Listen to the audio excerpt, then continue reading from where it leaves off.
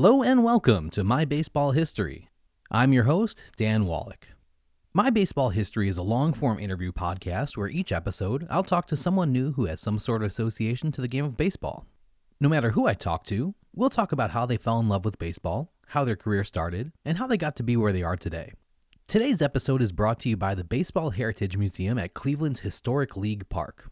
In 1997, founder Bob Zimmer began displaying Negro League baseball artifacts in his family's jewelry store on East 4th Street. What was supposed to be a one-time exhibit became so popular with store patrons and baseball fans alike that in a short time, the exhibitions became their own museum.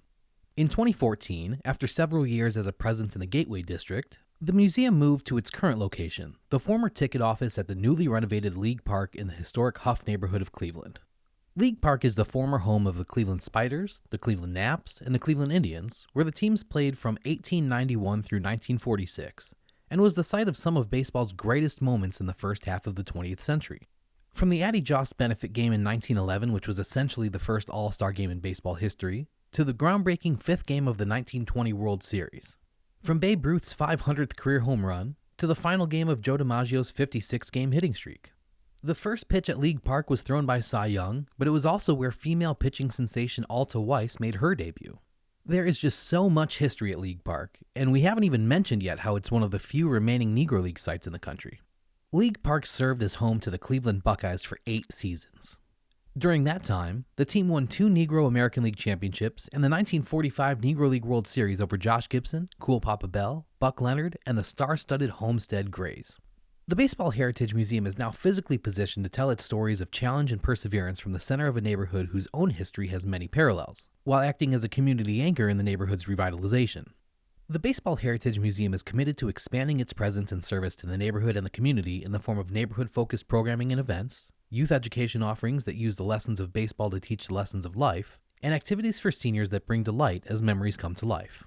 If you've never been, start planning your trip to the Baseball Heritage Museum for when your favorite team visits the Guardians this season. If a trip to Cleveland isn't in your immediate future, you can become a member of the museum and support their mission from wherever you're listening right now. Your membership to the Baseball Heritage Museum ensures that they can continue to expand their programming, exhibits, outreach, and visibility, and that they can share the stories and lessons of baseball for years to come. Visit baseballheritagemuseum.org for more information on how to become a member or to make a donation. On today's episode, I spoke with baseball card hobby pioneer Michael Aronstein. The word legend gets thrown around a lot these days, probably far more often than is actually warranted. But I have absolutely no hesitation when I call Michael Aronstein a legend. By the end of this episode, even if you don't already know who Michael is, you're going to feel the same way. Any individual line item from his resume is impressive, but when you put them all together, it doesn't even seem realistic that one person could have accomplished so much. Michael was a card show pioneer, having arranged and hosted one of the very first baseball card conventions in 1970. He went on to co-organize the biannual American Sports Card Collectors Association shows in New York City. He was the publisher of Collectors Quarterly magazine.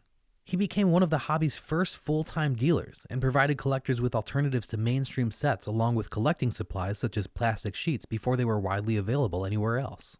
As long ago as 1968, Michael was the first to make and sell new cards of old players. But he also ended up producing hundreds of current minor league team card sets, including the pre-rookie cards of Rickey Henderson, Cal Ripken Jr., and Wade Boggs, relaunching the minor league card industry in the process. The card set he released with his Sports Stars publishing company challenged the monopoly that Topps had on the baseball card industry. Michael was the exclusive distributor of the 1981 Donruss baseball card set, and he founded the company PhotoFile, which supplied the hobby with high-quality 8x10 photos with the intention to be autographed by athletes at conventions and signings. And all of those things I just listed aren't even what he is most famous for. Michael Aronstein is the MA in TCMA, the card company he co-founded in 1972. TCMA offered sets that allowed collectors of modest means to own cards of 19th century players, along with 20th century players who didn't appear on a lot of cards. For an entire generation, Michael Aronstein's cards taught kids about baseball history and the players who made it. Before the internet existed, before things like Baseball Reference or the SABR Biography Project made it easy for someone to learn about any player who ever put on a uniform, Michael's cards showed us what those guys looked like and told us their stories. Everyone knew Lou Gehrig and Joe DiMaggio and even Bill Dickey, but players like Steve Sundra, Kemp Wicker, and Poison Ivy Andrews had long since been forgotten. Michael put them on cards anyway. It's that attention to detail, that need to document history, which set Michael apart from his contemporaries and made him the pioneer that he is. We were lucky enough to be joined for this interview by Michael's son, Andrew. Andrew grew up around baseball cards and, more importantly, around baseball photos. He's not only had a collector's mindset from the very beginning, but also that of an archivist. Andrew has thankfully kept boxes full of papers, letters, contracts, magazines, photos, and of course cards relating to TCMA and all of the other ventures from his father's storied past. This interview wouldn't have happened without Andrew, and the liner notes for this episode are full of artifacts from Andrew's impressive archives. In this episode, we cover lots of ground. Michael tells us what gave him the idea to invite 18 fellow card collectors to his basement in 1970, and why that gathering was so significant in hobby history. We find out what it felt like the first time Michael saw a T206 Hannes Wagner card in person, and what lengths he went to acquire the iconic card. And yes, as you notice, I'm pronouncing that name Hannes Wagner. It's not Honus, it's Hannes, which is short for Johannes, his full given name. We learn what the pure card is, and the cards from which Michael drew inspiration for the sets he would later design. And we hear how Michael employed Earl Weaver's managerial strategy to his life, allowing him to come up with a few big innings throughout his own career. With all of that information and much, much more coming at you, it may be helpful to follow along with the episode's liner notes on our podcast website. If you're new to the show, don't worry. You'll still be able to enjoy this episode without the extra help from the liner notes. But longtime listeners love the photos and links we put up on the website, which will give you a much better understanding of the things Michael and I are discussing and provide some context when needed. The liner notes can be found on the My Baseball History website, which is online at www.shoelesspodcast.com.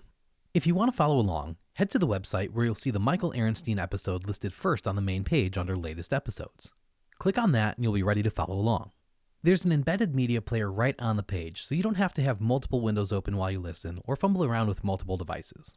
If you want to catch up on any of our earlier episodes, you can click on the tabs at the top of the website to go back through past interviews from any of our previous seasons and see a full list of everything we have to offer so far.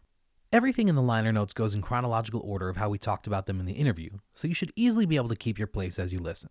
After the interview, we'll do a recap of what you just heard, adding some extra insight and hopefully answering any questions that may have come up as you listened. I'll also explain how you'll have a couple chances to answer a trivia question to win a prize, so stick around until the end of the episode for that too.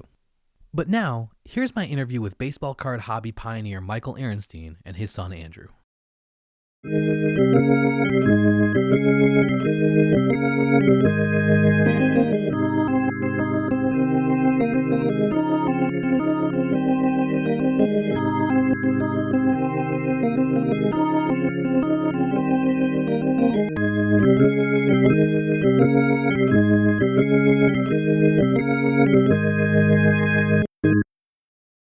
All right, Michael, you were born April 27th, 1940, and grew up in the Bronx within walking distance of Yankee Stadium, but you weren't too far from the Polo Grounds on the other side of the East River either.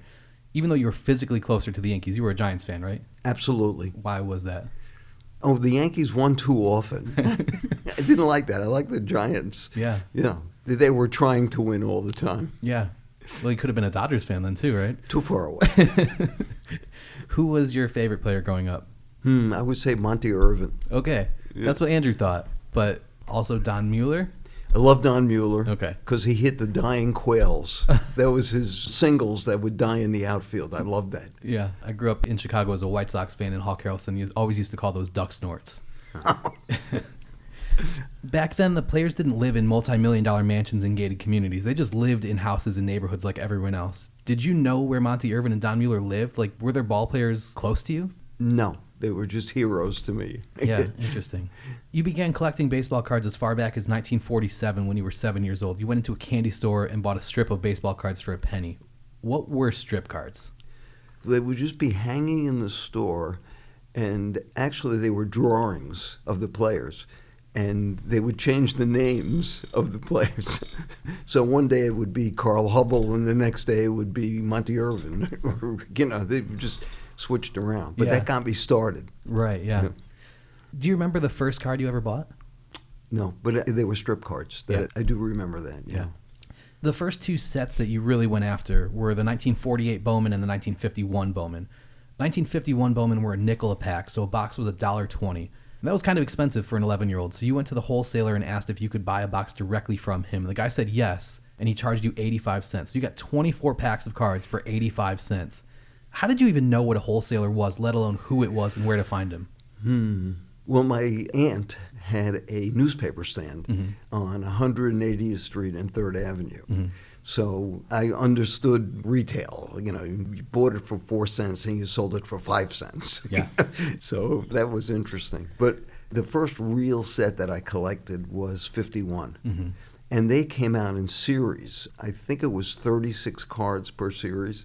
So you had to buy a box for each series. So I would constantly go back to the wholesaler, and get a box. Did you ever try reaching out to Topps or Bowman directly? Like, did you ever build relationships with any of the people who worked there while you were just a kid collecting cards? No. The wholesaler knew me when I walked in, and they would say, "Oh, my goodness, that kid is here again."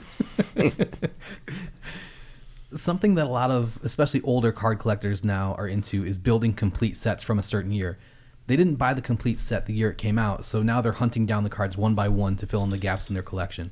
Was that your strategy as a collector growing up? Were you trying to get every single card from Topps or Bowman from every new year? Or were you just interested in the stars or your favorite players, or just trying to build sets of the Giants since they were your favorite team? Like, what was your approach as a young card collector? Getting the complete set, absolutely.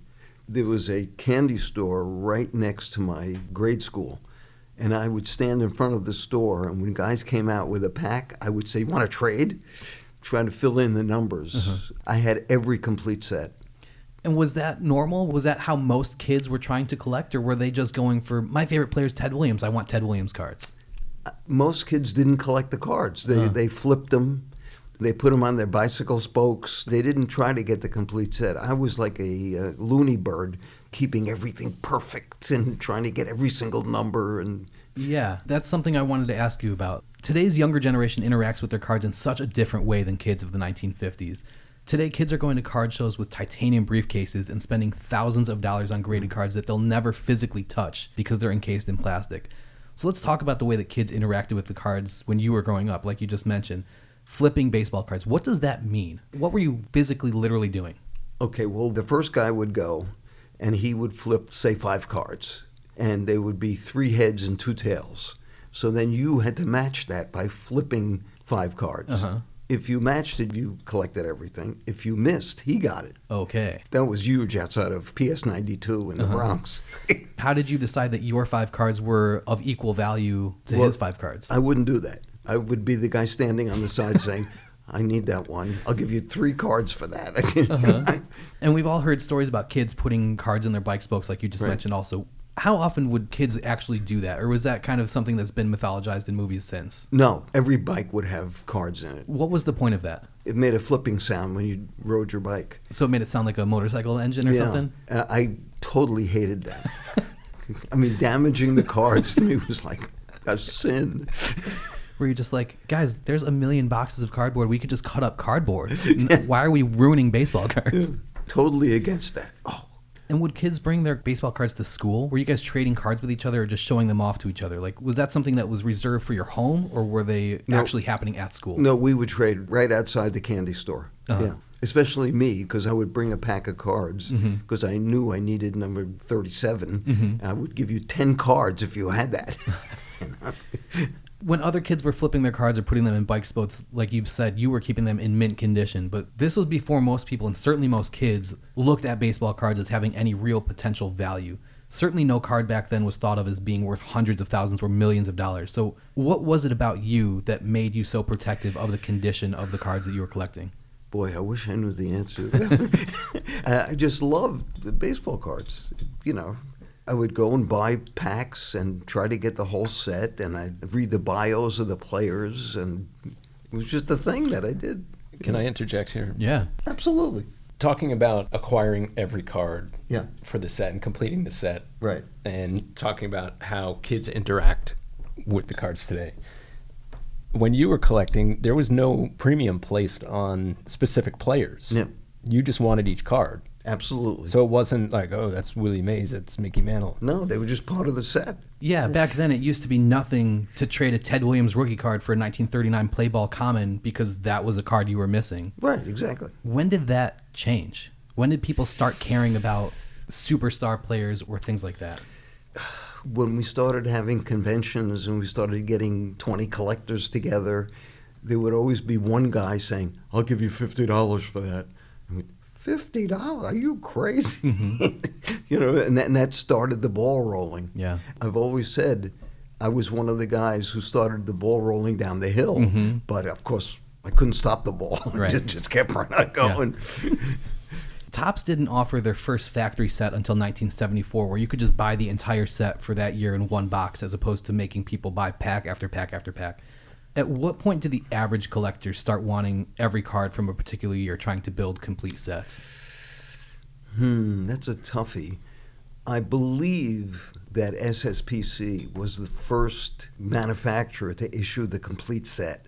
No one had done that before, and that was part of our strategy. We didn't offer 5 cards with gum. We said, get the complete set. I mean, that was part of our thinking. Yeah, cool. So as an 11-year-old, you've got this huge inventory of baseball cards at your disposal because you're getting them at wholesale prices. So when you were trying to build the 1951 and 52 Bowman sets, you had the ability to trade another kid 100 cards to get the one card you were missing. Yes. What do you remember as some of the harder cards to come across from that set that you were trying to build, or cards that you would always try to trade for every time you saw them? Well, it was the higher numbers were the toughest, the last series. And amazing as there's another crazy story. I was sitting on the stoop of a house, and I needed like 4 or 5 cards in the last series. And there was a kid sitting next to me, and he had the 5 cards I needed. And I said, gee, I need those 5. He said, here, take them. Ended up with the whole 51 Bowman set. It's like it was yesterday. Yeah. Was that the first set that you completed? Yes, 51 Bowman. What was that feeling like, having spent months building this set to finally have it done? Oh, it was just fabulous. And that really got me going to try to go back, and getting the 50 set and the 49 and, Yeah. I have another question. Yeah. I've always said this about T206 and 33 Gaudy, but 51 Bowman in particular are beautiful cards. Yes. And I always wondered, when kids were finding these cards, T206s they might find on the street because the guy smoking the cigarettes would just toss them and they'd run over and pick them up, or however they were getting them, or getting 33 Gaudis out of a pack or 51 Bowmans out of a pack. When you opened those packs, were you aware of how nice the cards were, or was Yes. it just... I liked Bowman way more than I liked Topps. I liked the drawings rather than the photographs. Yeah. And the ability for them to use colors in certain ways, since they were drawings. Right. You could have backgrounds that were yellow or green or red, where a Topps photograph, it's just whatever was in the background. Right. Yeah. I enjoyed them. I was a Bowman collector, actually, and then I just added the Topps later on. Yeah. The truly seminal moment for you when it came to your love of baseball was October 3rd, 1951, when Bobby Thompson hit the shot heard round the world off Ralph Branca to win the 1951 National League pennant for the New York Giants. You were 11 years old, so you already liked baseball and you were collecting cards, but that was the moment that solidified baseball as something that you were going to love for your whole life. That day was a Wednesday, and the first pitch was thrown at 1:30 p.m., so you were still at school when the game started. Absolutely. Were you able to listen to it or watch it during classes, or did you not know what was happening until you got home? I didn't know what was happening. I got home and my mother had it on the radio, and the Giants were behind, and I was unbelievably upset. Now that I think, we had a television because my uncle, who was very wealthy, gave us a television. Nice uncle. Yes. So it was like a 10-inch screen round with a magnifying glass in front of it. But I was so upset, I went in the bathroom and sulked because they were behind. And then when Thompson hit the home run, I ran outside, and all my friends ran out into the street. The Giants fans, the Yankee fans, and we were like going bananas. Yeah, unbelievable. The game lasted 2 hours and 28 minutes, which means it ended just before 4 o'clock p.m. Right. How much of the game were you actually able to catch once you got home from school? Well, I know they were behind, so I don't know what inning that was. Could have been like the 7th, maybe. So we saw the 7th, 8th, 9th. Cool. Yeah. By the way, all my friends were named Michael.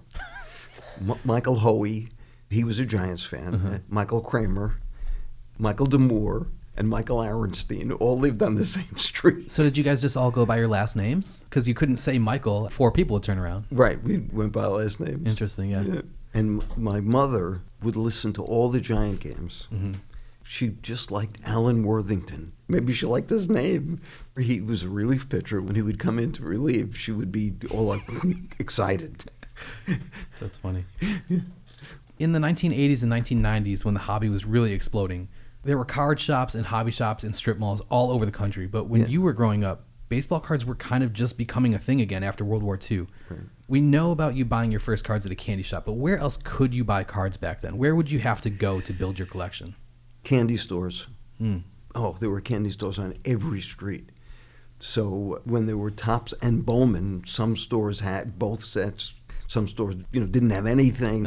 So you'd be running around, and telling your buddies, they have the top set over, 182nd Street. So, it was mostly candy stores. Not mostly, totally. What are some misconceptions that people have about the hobby in its early days? When we got together, everyone was so kind and so nice. I like to tell a story about Crawford Foxwell. We went to his house, and on his windowsill was maybe a 6 or 7 inch high pile of 1940 play balls. And he said, take whatever you need to fill in your set, but don't take any duplicates. Can you imagine that today? Yeah. People were great. Roughly what year was that? It had to be early 70s. Okay. And of course, the get-togethers kept getting bigger and bigger and bigger, Yeah. We started off in my house with 19 people. And before you know it, 300 people showed up. Oh, my God. Yeah. It's like, wild. Tell me what it was like when it was announced that the Giants would be moving to San Francisco. It was extremely upsetting. Yeah. All my buddies, as I said, all the Michaels, were just unbelievably upset. And was there any sort of advance notice that this is something that might be happening? I mean, because the Dodgers already had announced that they were moving. So was it speculated that another team was going to have to go with them to make the travel worth it? We didn't think so because there would be a National League team in New York and an American League team. We thought that's it. But no, they left. We were just beside ourselves. Yeah, and blindsided, it sounds like. Yeah, totally. So the Giants moved out to California in 1958 along with the Dodgers, and the only team left in New York was the Yankees. Right. Did you think about becoming a Yankees fan since they were the local team? Oh, my God. What an insult. No, I was total National League. So did you try to remain a Giants fan even though they were 3,000 miles away, or were you too heartbroken by their move that you couldn't even do that anymore? No, I actually went to Philadelphia to see them. Cool. Yeah. The Mets become a franchise in 1962. Were you immediately on board to become a fan of theirs? Totally. Yeah.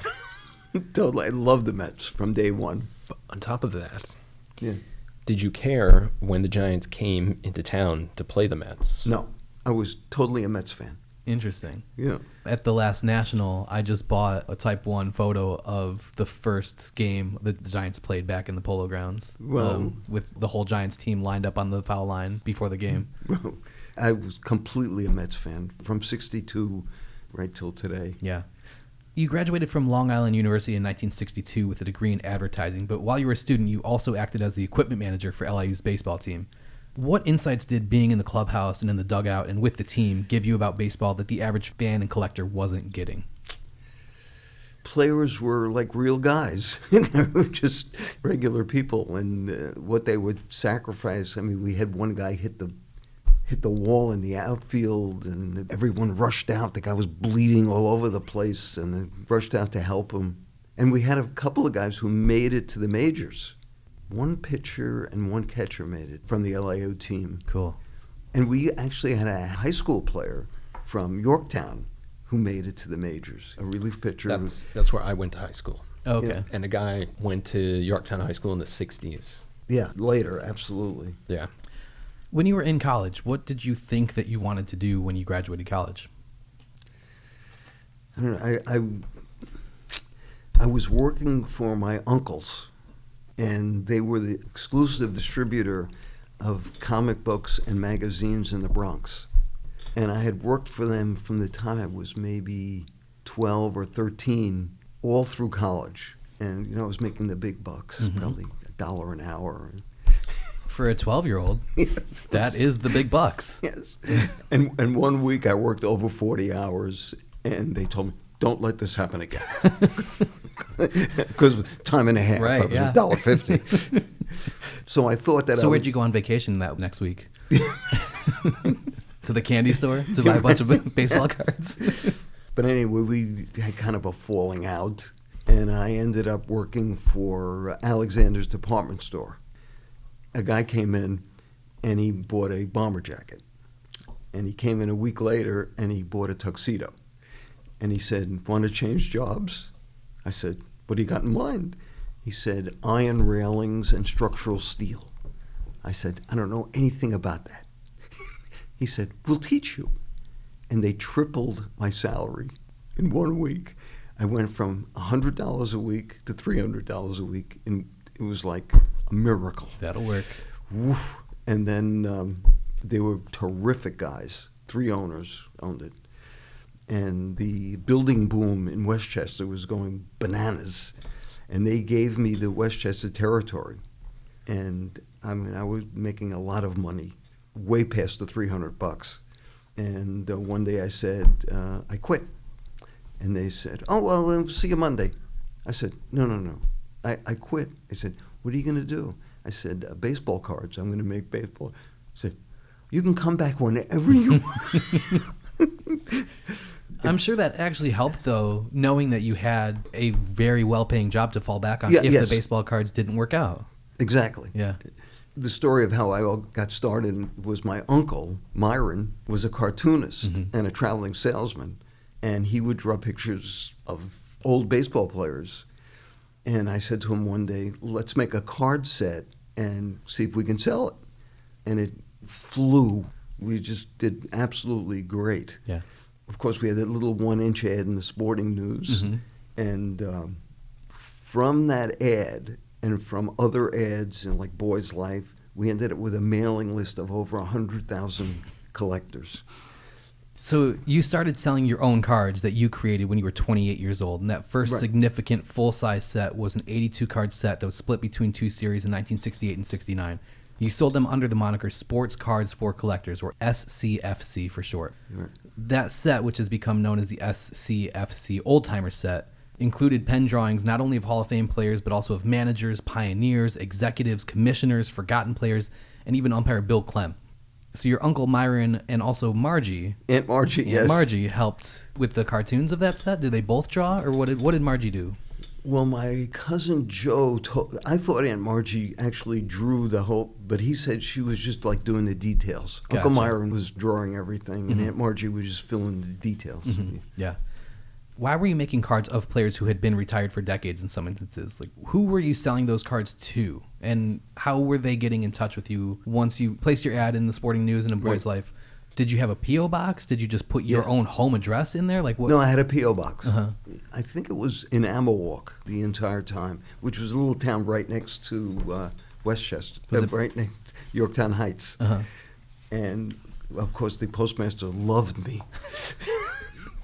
As I said, we'd be mailing 105,000 flyers 4 times a year. We would get a 20% response, and I majored in advertising. And I knew that 5% was huge. Right. It was unreal. And I've always said, like, during my life, I used the Earl Weaver plan. You know, you just keep the game close and you play for the big inning. And it happened like every year.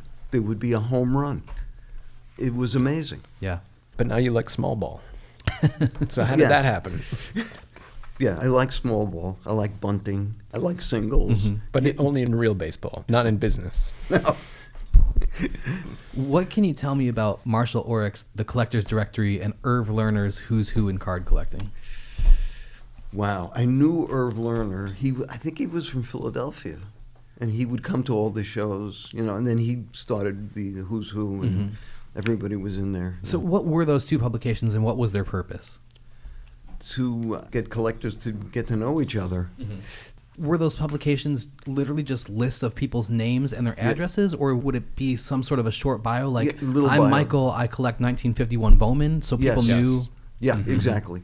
So was it what you were looking for and also what you had available to offer to trade? Yeah. Cool. People would contact you, and, you know, you'd mail things to them, they'd mail them back, and so forth. Yeah. And if you look at those bios, it'll say things like, has 20,000 cards, has 40,000 cards. Yeah. And everyone knows where you live now. Right. Wasn't there an instance of somebody went away to either a vacation or to a card show, and when they got back home, they had been robbed, but no jewelry, no nothing was taken, just their card collection? You do have a story like that? Tell me my story. Because I don't know the story. But I have read it in an article in the 70s. You're quoted. Well, also, the 20,000 cards was worth, $2,000. Mm-hmm. It's like, and another thing, my wife and I, Jeannie, would go to flea markets every weekend, and we would buy baseball cards for like 5 cents, 10 cents. And I began to think that cards from the late 19th century were just everywhere, because we would get 50 every week. Ugh. It was amazing. And then, do you really want to get the fighters? It's another $1.50. It was amazing. Yeah. We would go to every antique dealer and say, do you have any baseball cards? And then they'd start digging around and come up with 300 Gaudies. Mm-hmm. I'll take $4. And then we'd look at each other. Well, $4. Okay, we'll do it. $4. Yeah. Will you take $3.50?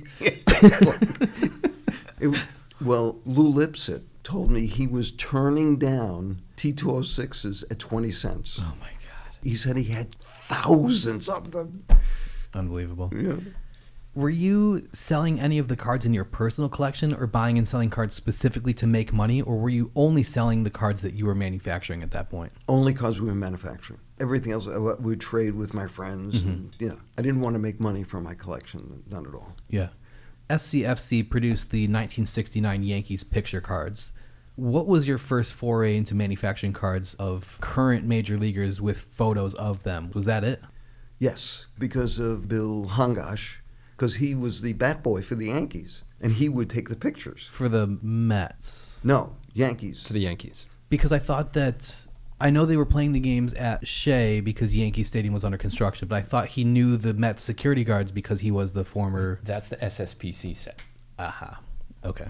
Do you know the story of the Thurman Munson postcard? No. Another weird story, but another home run. What year was that, Andrew? At some point in the 70s. Mm-hmm. A kid comes into my office with a Thurman Munson postcard. The card had just come out. He says, look at this, it's gorgeous. It was Thurman Munson portrait. Mm-hmm. And he said, I wonder if there's more in the set. So I said, let me see the card. He gives it to me. On the back of the card, it says, Howard Photo Service.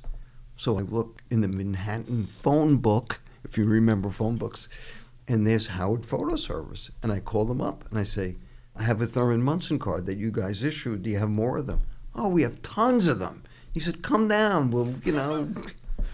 So I go down there in Manhattan. I walk into their office, and they are the printer of photographs for all the New York teams. And I said, can I buy photos from you? Absolutely. What do you need? And they also had files of Yankee photos with no names on them. Uh-huh. So I think it was Friday, I would go down to their office and figure out who every player was, going back to the 30s. Wow. Well, I had good photo recognition because I was a kid. Mm-hmm. And then I would buy Yankees, Mets, Rangers, Knicks, Nets. Yeah. And it was just colossal. And he's being modest. His ability to recall names and put names with faces of players was unbelievable. You've got that skill too, though. Oh, not, yeah. not like this. No, a lot of it's gone because I'm 83. But when you're around the stuff all the time, Yes. it really helps when you're looking at it constantly. Right. But when I was a kid, you could show him a team photo of any team, and he would just go, this guy, just right down the line. Yeah. Because that's all I did. Right. So when you first started, you were doing everything unlicensed in your basement. Were you just not aware that you needed to get licensing, or did you think that you were going to be able to fly under the radar and not have to worry about any of the legal aspects of putting out cards from Major League Baseball teams? Well, I didn't do current players. I stayed away from that. I would do only retired players. Uh-huh. And I did a lot, well, as you know, the 1919 White Sox. Yeah. I did minor leaguers with permission of the teams. Mm-hmm. Would send them a letter, and they would agree. Mm-hmm. If I did the set in black and white, I would give the team 500 sets. Mm-hmm. And it would say in the letter, anything over that I could sell. Uh-huh. So I usually did the black and whites, I did 1,000. And it was going so well, I contacted the AAA teams and told them I would do the sets in color, and I would give them 1,000 sets if I could sell everything over 1,000. So I usually printed 3,000 of those, and it just worked like a charm. Yeah. I don't know how many sets we did, hundreds. So where did you get all of the photos that you used to make your cards? Was it from Howard Photo Services? No, they had only New York stuff. Uh-huh. The glass negatives, Bill Himmelman, Bill Himmelman, who I met in prison. I met him in Sing Sing. He wasn't in. I didn't ask any questions. Just keep telling your story. You can trust me. He had a semi-pro baseball team, and I lived in Ossining, and we were traders, friends. So he said he was bringing his semi-pro team to play in Sing Sing, and he would get me in as a coach. Funny. So that's how we met. And so he calls me one day and says, there's a guy in Connecticut who has glass negatives of baseball players. Mm-hmm. I said, I'm on my way. So I get in the car, I drive to, I think it was Greenwich. I walk into the guy's store, and he has glass negatives hanging with metal clamps, and he's got the prices on the emulsion side. And my heart sank.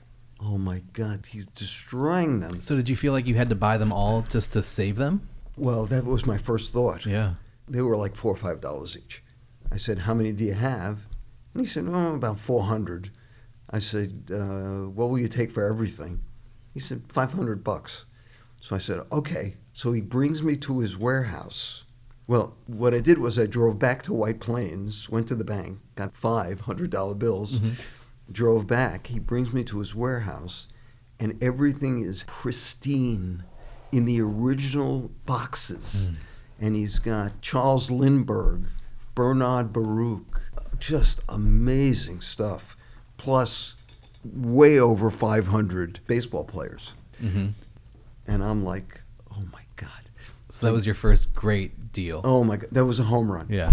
And the 30 set is all those images, which were just extraordinary. Do you mean the set that I have with me right here? Yeah, look how beautiful they are. It's just... This was the first set of original cards that TCMA produced. Yeah. That were not reprint cards. Boy, did I love doing this. This was... I love baseball history, of course, and just having every picture of every player. I mean, I look at it today, and it's fabulous. I just love it. Yeah. And if you look at the back, I typed all the backs and then stuck them on. Uh-huh. Beautiful. Yeah. Some of the earliest card shows took place in New York City in the 1970s and were hosted by the ASCCA, or the American Sports Card Collectors Association. You helped organize a lot of those early shows along with Bob and Paul Gallagher, and you actually hosted one of the very first hobby conventions ever on March 15th, 1970. Where was that convention held? In the basement of my house, with my little daughter holding up the sign, who's now been a school teacher for like 20 years. Here are the attendees from that convention. Right. What can you tell me about a couple of them? We've mentioned some of their names already. So Bill Himmelman. Yeah, my Uncle Myron, Crawford Foxwell. Yeah. Dan Dishley, what was his publication? The Trader Speaks. Trader Speaks. Yeah, Yeah. Trader Speaks. He was also a founding member of SABR. Yeah. Bill Haber, who worked for Topps. Bill Mastro, who became a huge dealer. He was like a little kid. I think it was 14. Bruce Yecko, who was probably one of the first baseball card dealers in America. And I would go to his house in Connecticut, and I'd say, you have any 51 Bowman? Oh, yeah, go in the bathroom, look in the closet, and in the medicine cabinet is the 51 Bowman. And then you'd walk through the hall, and all through the hall on the floor were baseball cards, everywhere. And I think he had a baby and a dog, but I can't be sure. He didn't know where those were in the house. Oh, But he knew. but he was, for a long time, the biggest dealer in America. Yeah. Unbelievable. Yeah. That wasn't the first hobby convention that was ever held, but it was the largest one up to that point with 19 attendees, and it was the first one ever in New York State. It was the second convention on the East Coast after a 9-person gathering at Mike Anderson's house in Massachusetts in early December of 1969. But your convention is considered a landmark because of the people who were there, several of whom became influent in the hobby. Yeah. In your mind, as you were planning it, what was the point of a gathering like that? Just to meet the guys and get them together and other people who had the same interest. An interesting guy is Dennis Gray. I said this story a million times. He was like the first guy who said, I'll give you $50 for that card. $50? Are you out of your mind? Numbers like that just did not exist. Right.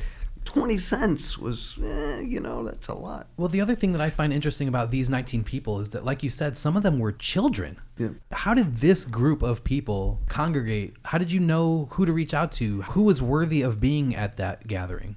Just anybody who wanted to come, really. Uh-huh. Was Keith Olbermann at this? Not at the first one. No. Because when we would do shows, I would keep Keith next to me because he was only 12. And I didn't want people taking advantage of him, But he was brilliant. How did you meet Keith Olbermann? He bought a table at our show. Oh, okay. And he would also sort baseball cards in my basement. His father would drive him up to Yorktown. They lived in Croton. Well, the way he tells the story is that he contacted you and you invited him over. Yeah, that sounds right. Yeah. I mean, guys who worked for me, Rick Cerrone, who became the Yankee, Bill Madden, who's a Hall of Fame writer, Keith, who's extremely well known. Yeah. They all worked for me at some point. It's a pretty good family tree you started there. Yeah, unbelievable. Do you think your convention at your house achieved what you set out to accomplish? Yes. Yeah. To me, it was exciting. At least 6 of the 19 men in attendance either owned a T206 Hannes Wagner card at the time of the convention or would acquire one shortly after the event. A man named Bill Haber actually brought his Wagner to the convention. I think everyone knows that it's one of the most valuable cards of all time, but can we talk a little bit about why it is? Roughly how many copies of that card do we think exist? I think in the 60s, maybe 66, 62. But I think because the rest of the set is relatively easy to get. So if you want a complete set, it's like the 525th card in the set. That's why it became so valuable, because T206 is so well known. I think what Dan's getting at is that there's a story behind why there are so few of that card. Well, we think he didn't like smoking, and he wanted them to pull the card out of the set because he didn't want to promote smoking. So there's speculation that that is the case, and there's also speculation that he wasn't being compensated for his likeness being sold. Has there been a consensus reached in the hobby of what the real reason is? No. Will there ever be documentation that comes out, or sometime in the future, are we going to come across a paper or a contract or a telegram that he sent saying... Quite possibly. Yeah. I know the popular opinion today, and maybe it's just because of the times that we live in, the popular opinion is that he wanted to be compensated. But I've done a lot of digging, and I see no reason to believe that. From what I've seen, he just didn't want kids associating him with smoking? Yes. Or tobacco. Something along those lines. Interesting. Because there are several articles that claim something like, quote, Wagner is not money mad, making the case that it wasn't about the money for him. It wasn't about the money. Yeah. There is mention in articles, like through newspaper searches that you can do online, there is mention of the whole situation where people from the American Tobacco Company were trying to acquire a photo of him to use on the card, and he said no. So that's recorded. Okay. But the circumstances, right, the details, we don't have. At some point, I'm going to compile what I found and put it all together and make a coherent case. Yeah. But there's nothing definitive. You want to hear about the first Wagner that I got? No. Yes, we want to hear about that. I would do advertising in the Penny Saver in northern Westchester. And I'd have an ad in there saying baseball cards wanted. I think I've got the exact phrasing that you used to use. Wanted. Baseball cards issued before 1953. Top prices paid. Yorktown. That's it. So a woman contacts me, and it's the day that the time changed. So I realized when I was driving to her house that I'm an hour early, so I have to wait. I wait, and I get to her house, and she has hundreds of T206s. And I'm like, oh my God, I can't afford these at 20 cents. So I start going through, only taking the good ones, the mint ones. And I get up to $99 at 20 cents a piece. And you can do the math, how many I had. And I'm walking out the door, and I said, let me look at the damaged ones. And she has some with the 3 borders cut off. And I come across Wagner, Planck, error cards, misprints. That's another 40 cents. And so I ended up spending like $99. And I call my wife to apologize and tell her, I just spent $99 on baseball cards. I'll be home soon. And I took the Wagner card and I put clear corners on, and I stuck it to another T206 so it would have borders. And you can see that in the article, because it appears in an article. I kind of feel like the Wagner is the Mona Lisa of sports cards. It's great, absolutely. But it's not the best card that's ever been made. It's beautiful, but there are more beautiful cards that exist. If money were no object and every card were worth the same exact amount of money, I don't think too many people, if they could only have one card ever produced, would pick the T206 Hannes Wagner card. But there's this controversy around the card. There's a mystique around it. And now, after over 100 years, the legend just continues to grow and grow. The first 2 cards ever graded by PSA were actually both T206 Wagners. It's not even really about the card anymore. It's about the story. It's famous for being famous at this point. Do you kind of feel that same way? Absolutely. Oh, my goodness. If you're a collector and you find that card, that's the holy grail, And I think everyone thinks when they go to a flea market or a card show, I'm going to find a Wagner. Yeah, everybody's looking for it.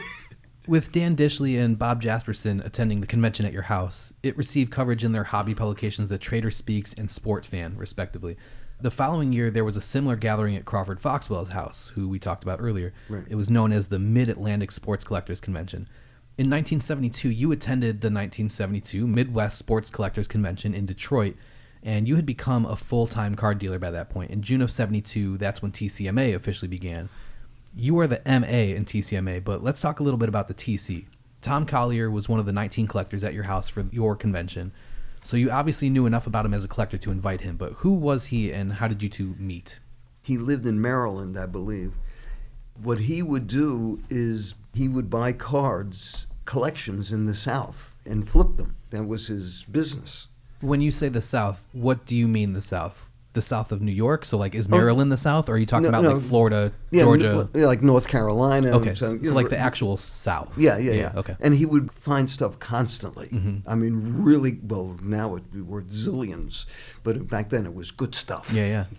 80-cent cards. Yeah, right. Yeah. Anything up to $1. In your partnership with Tom Collier, what would you say his strengths were that he brought to the table, and what would you say were yours? Well, I totally brought the business end, but he would find the rare cards that we would make the sheets out of and make the reprints. That was his thing. Oh, and he came up with fabulous stuff. But that's how they started. I have correspondence between them where they're talking about, what do you want to do? Oh, we're going to make reprint cards of, rare cards that people don't have access to. Cool. Right. And Tom made some samples and sent them to my dad. Yeah, I put our initials on the first thing we ever did, TCMA. And Tom came up with the name, the Card Memorabilia Associates. And so that was while you guys were still together. Yeah. And we parted friends. Right. But he just didn't, it was a lot of work. Of course. And we have to ship 1,000 8.5 by 11 sheets all over the... So he said, he didn't want to do that. Right. He wanted to just buy collections and flip them. So I said, okay. Yeah. 1972 saw the first sets issued under TCMA's name. You released several reprint sets of vintage issues such as 1887 Allen and Ginter, 1922 American Caramel, and Cracker Jack cards. How did you decide which old sets would get reprinted? Was it just sets that you could find the full run? Yeah, just random, totally random. Yeah. Were you guys aware of Jefferson Burdick's American Card Catalog? Did you use that in any way to kind of help guide you? No, I never gave it a thought. Did you ever meet him in person? Yes, I did. And I also won the Jefferson Burdick Award. I know about that. We're going to talk about that later. Yeah. As you were becoming much more serious about collecting, did you ever have contact with anybody who was involved with the production of tobacco cards or pre-war cards, or involved in those companies in any way? No. Well, Bill Haber worked for Topps. That was the only one I knew. Yeah. TCMA also released the first few series of a set that would number over 500 cards featuring players from the 1930s. Collectors in the 1970s began writing away to players for autographs, and there weren't a lot of contemporary cards for stars of the 1930s and 40s, and many collectors were hesitant to send off vintage cards for autographs because they feared that they would lose them. So TCMA comes along and offers sets which allowed collectors of modest means to own cards of 19th century players along with 20th century players who didn't appear on a lot of cards. But that set from 1972, known as the 1930 set, was the first set of original cards under the TCMA name. In your eyes, what was the purpose of TCMA when you started? Getting them autographed. Totally. I knew there was a market for that. And so were you interested in obtaining the autographs for your own collection? Or did you know that there were collectors out there who wanted autographs, so you're like, I'm going to give them the vehicle to do it? Absolutely. That's exactly what I did. There was a collector who was a friend of Bill Hongosh's, and I would give him 2 cards, and he would give me back 1 autographed. Which I really was not interested in collecting autographs. But I knew there was a huge market because people were sending 3x5 cards to get autographed. Just like blank index cards. Exactly. Yeah. And now they had a photo. So it was a hit. I mean, just fabulous hit. Yeah. So you had these reprint sets, but you also started creating cards for minor league teams. Contrary to popular belief, your first minor league set was not a 30-card set in 1972 for the Cedar Rapids Cardinals in the Class A Midwest League. That set was requested by the team a couple years later. Right. The real first minor league set you did was for the 1974 Gastonia Rangers in the Class A Western Carolinas League. That set was the first of what would eventually become hundreds of TCMA minor league team sets over the next 16 years. What gave you the idea to do that, and what made you feel it would be a worthwhile business venture? Well, I had a friend who owned a minor league team, and he asked me to make a set. And I did it for the current year, and then he gave me 2 previous years, and I made those. And it worked. Yeah. I mean, they had like card night, and they gave them away. So I said, this could be a good idea. That team was in the Midwest League, was it not? The Cedar Rapids Cardinals were in the Midwest League. Right. Okay, so I contacted all the teams in the Midwest League, and I made sets for them. A amateur photographer contacted me and said he would take all the photos. So I was like, that's another lucky break. Yeah. And then I realized how good it was. So I contacted all the A teams, AA, and then I got into AAA, which I talked about before, about doing the AAA in color, making 3,000 sets. Yeah. The teams loved it because they'd get 1,000 sets for free and then have card night and give them away. And then I'd have 3,000 sets that I could sell. Yeah. I would sell them on a subscription basis. Yes.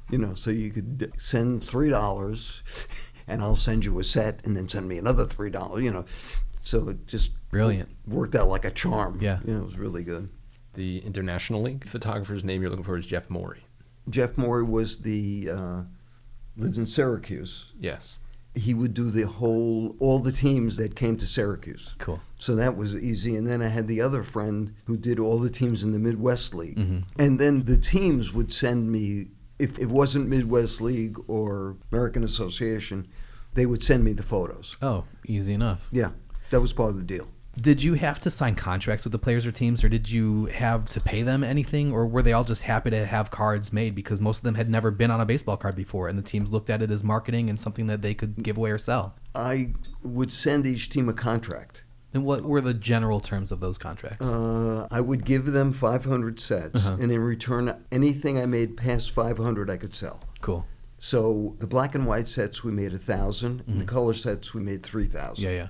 And so it was just that simple. There was no... Yeah, I would send them a contract, they would return it, and then we were in business. Cool. A lot of collectors today contact me asking me what the print runs were.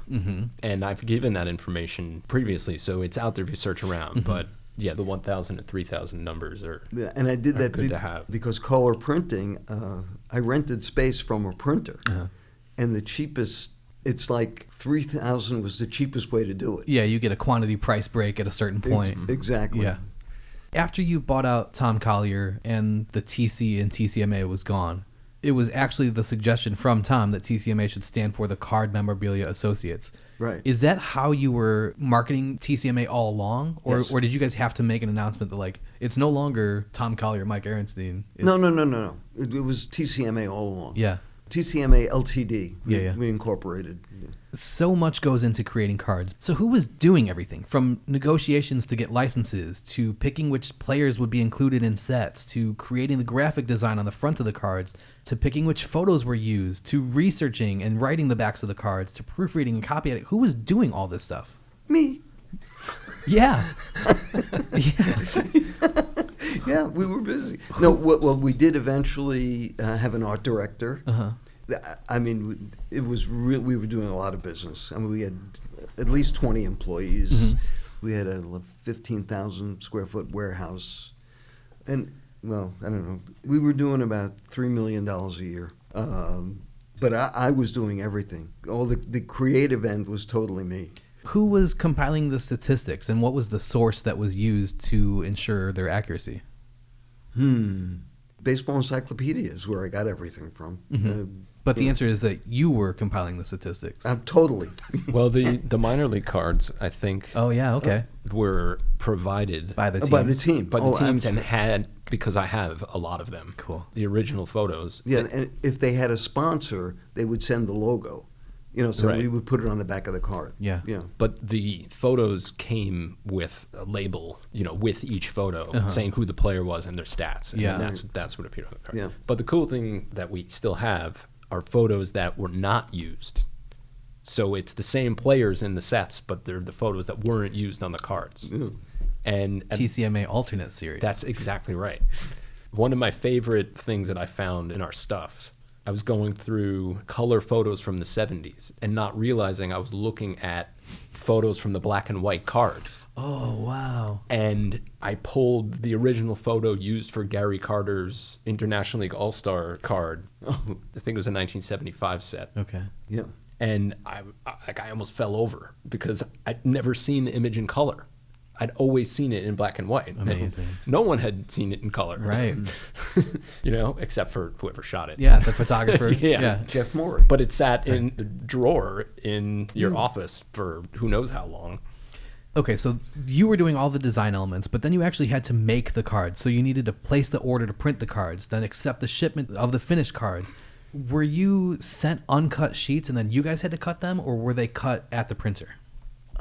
That's a really good question, because the printer at the beginning who did the black and white cards did not want to cut them.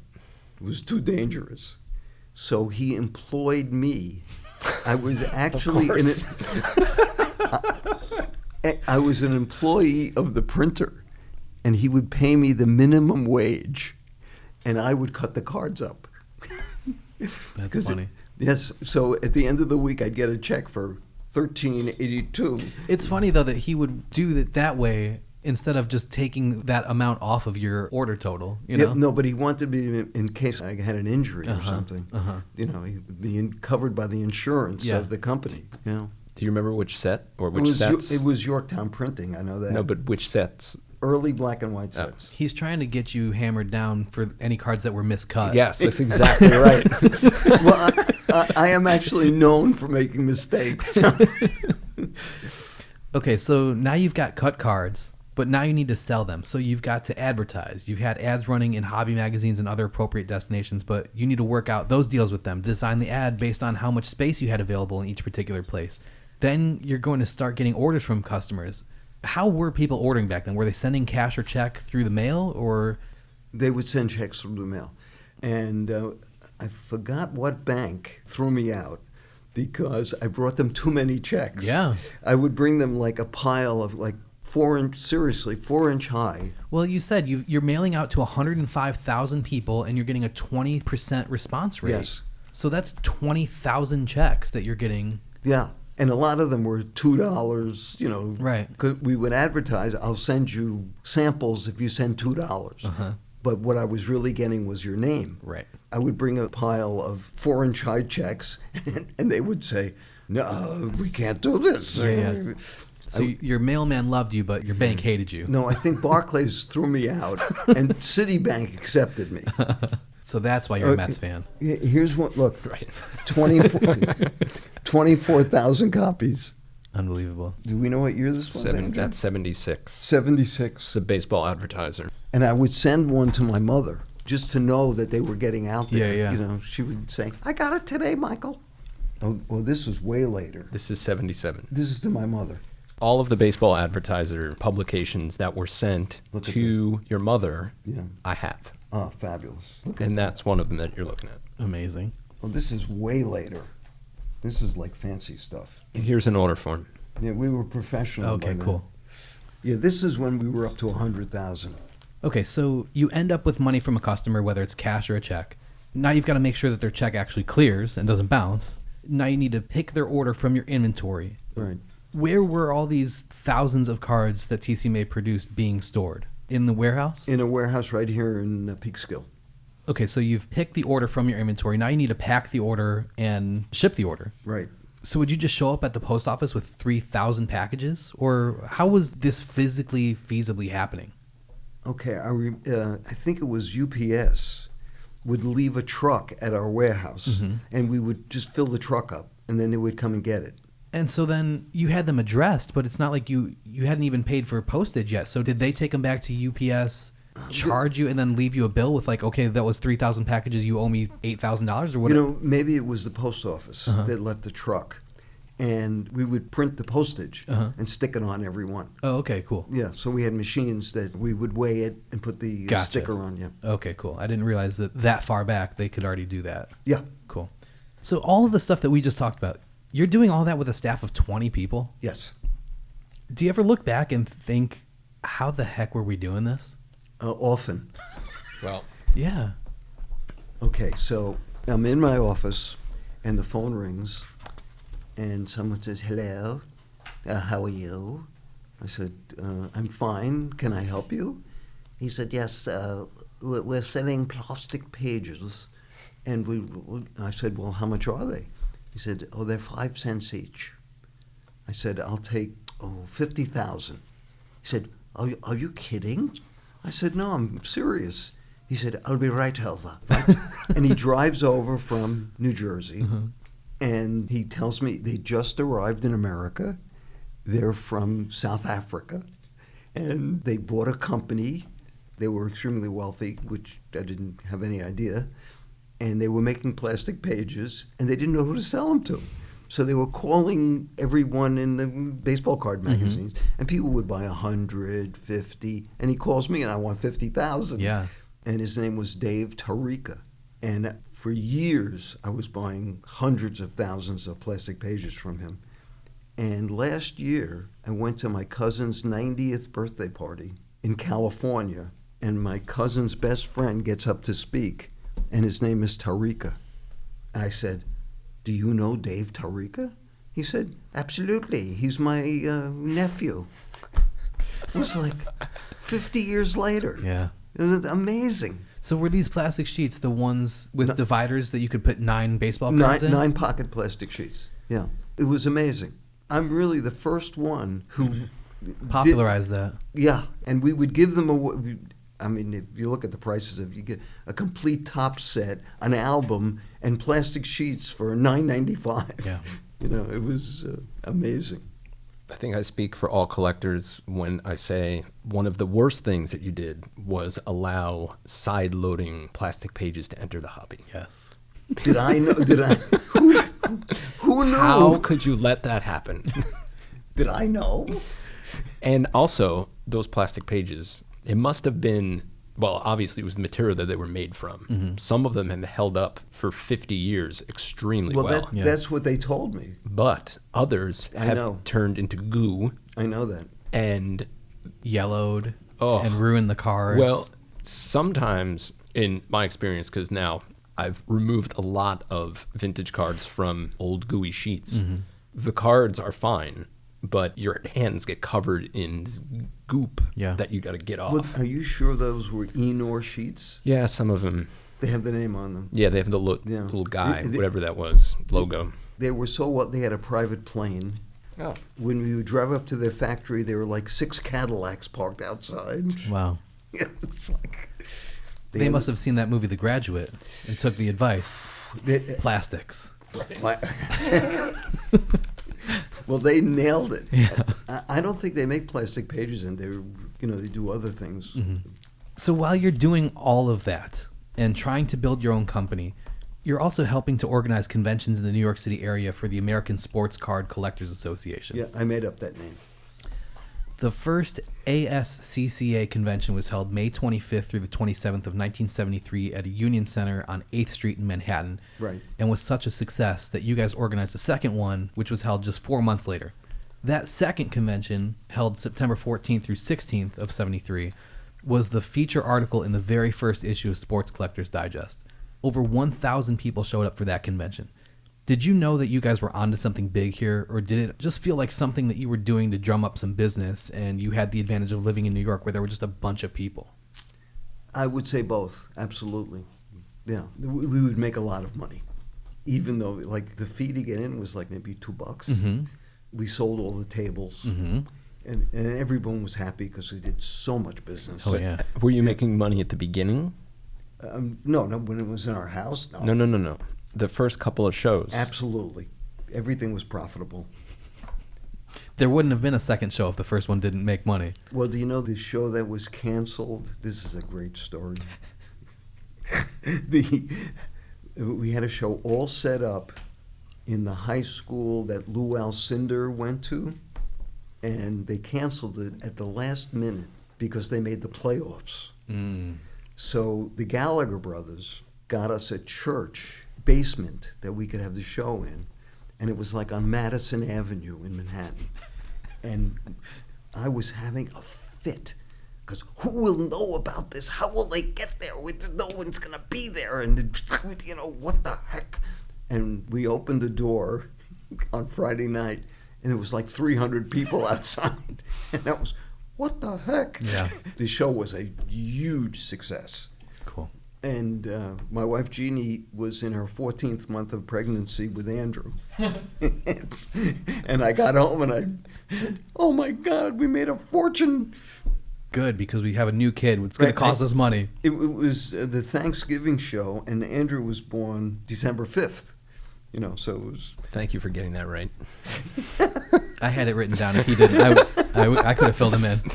So you're starting to make a real name for yourself by this point on multiple fronts. You're a business owner, you're a wholesaler, you're a card show promoter, but at heart, you are still a card collector. And in 1972, you placed an ad in a local paper in Westchester called The Patent Trader. Your ad was very simple and straightforward. Wanted, baseball cards, issued before 1953, top prices paid, Yorktown. And a woman responded to that ad saying she had a bunch of T206 cards, including a Wagner. Well, no, she didn't tell me that. Absolutely not. She just said, all she said was that she had cards. Gotcha, okay. Not even baseball cards, just cards. And she had tons of non-sports cards, which I, of course, wasn't interested in. Mm-hmm. And as I said, how much is 5 times 99? That's how many cards I bought from her. Yeah. 20 cents each. Yeah. And I had to explain that to my wife, but $99. And then, as I said before, I went through the damaged ones, Mm-hmm. and I found the Wagner and the plank. Mm-hmm. I had a good plank already. Mm-hmm.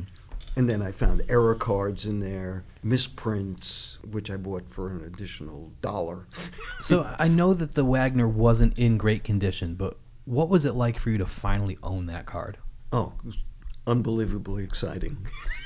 Do you have a good poker face? Like, did she know when you saw it that she's got a card that's worth more than 20 cents? No, because it was all damaged. Uh-huh. It's like it was worth less than, but I paid the full 20. Mm-hmm. Who was the first person you told? You said you call your wife immediately? Absolutely. Did she know, did you tell her that you got a Wagner? Or did you just say, honey, I bought a bunch of cards, I'm sorry? No, I told her, I said, I got the one missing card because I had everything else. Uh-huh. Yeah. What you always told me is that was the last card you needed. Yeah. And then when you found it, you called Mom. Yeah. Because you were so excited. Yeah. I said, this card could be worth $500. You were right. Yeah. Yeah, that's true. That's true. So while you were being a collector, did Jeannie take an interest, or was that just your weird little thing that you did in the basement? Yes. Uh-huh. Totally. Yeah.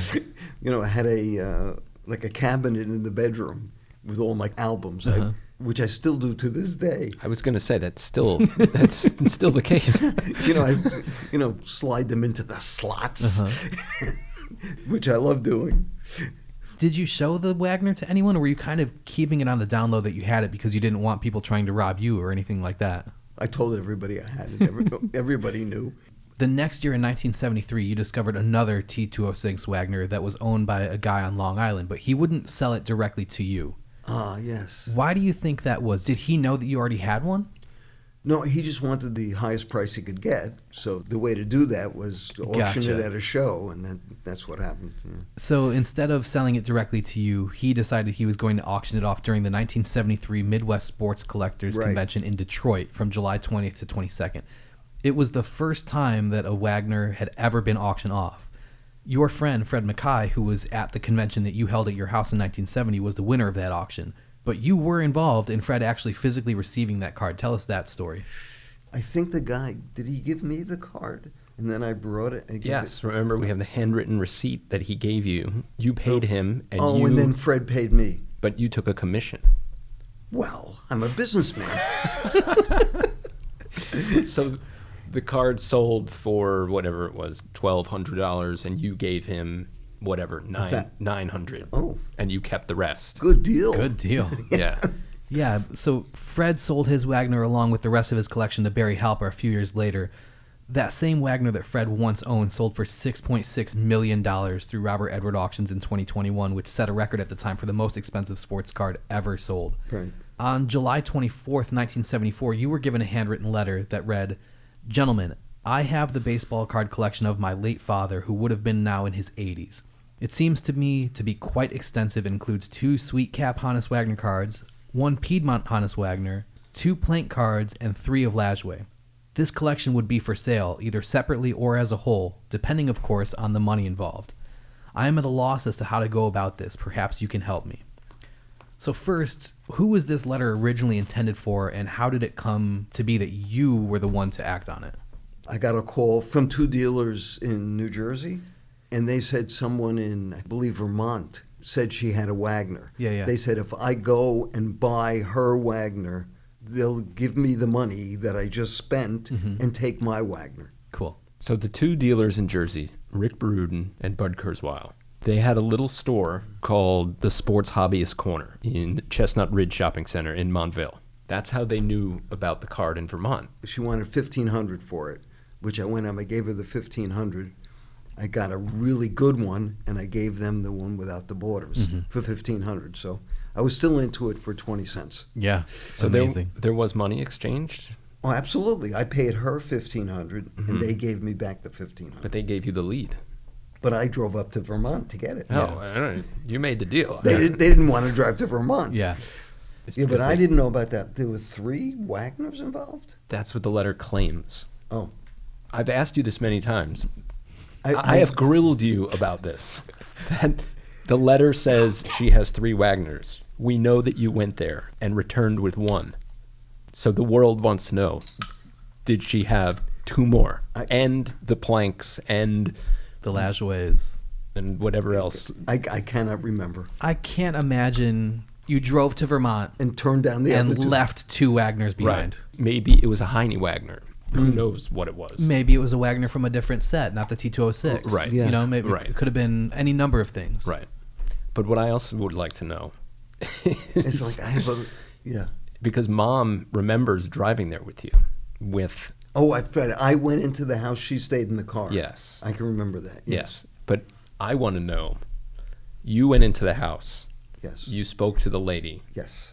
She must have said something like, "Oh, I'll be right back."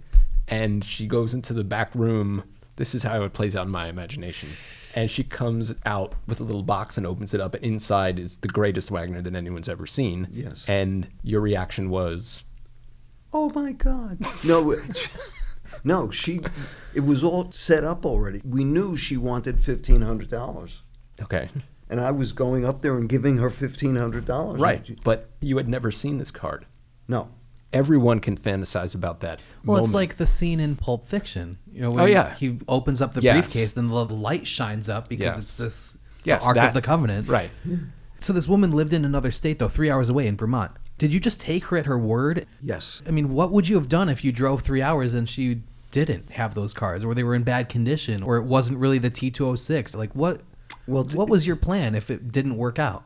To me, it's an adventure. Okay. And hoping that it was what she said it was. Of course. Yeah. And the fact that these two guys didn't have that sense of adventure, to me, is mind-boggling. Yes. That they wouldn't say, oh, we got to go and check this out. Well, I have that sense of adventure to this day.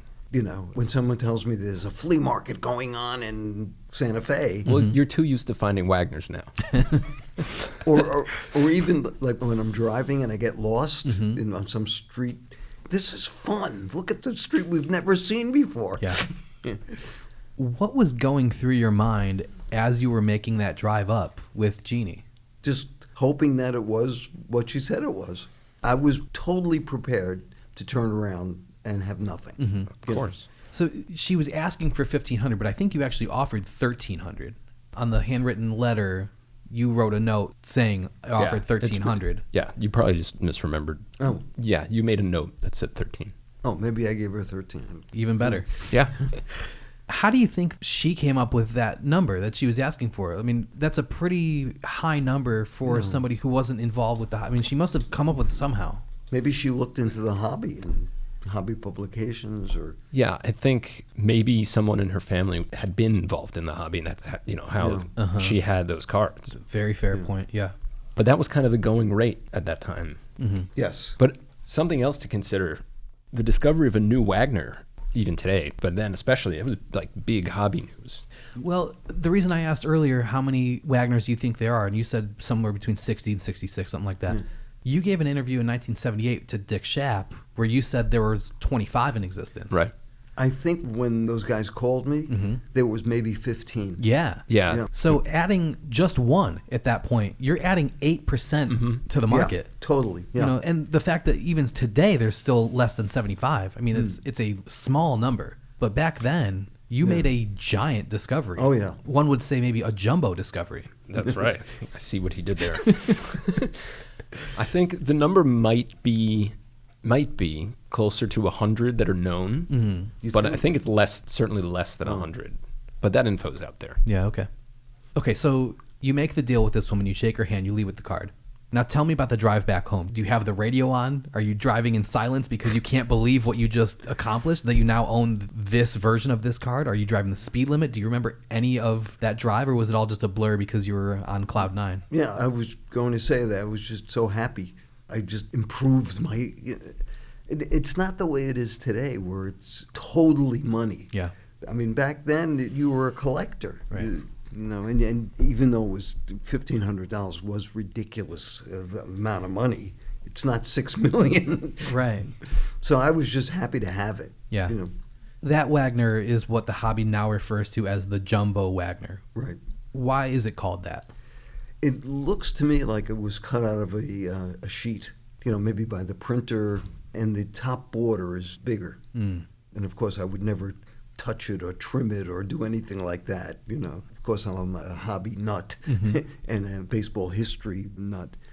To me, it was just, like the Holy Grail. Right. It's perfect the way it is. Yeah, just look at it. Imperfections and all. Yeah, totally. I seem to remember a story from when I was a kid. They used the card on a mug. It was almost like a beer stein. Oh, right. I did that. It was like 1981, I think. Yes. We still have a bunch of them, by the way. Oh, good. Cool.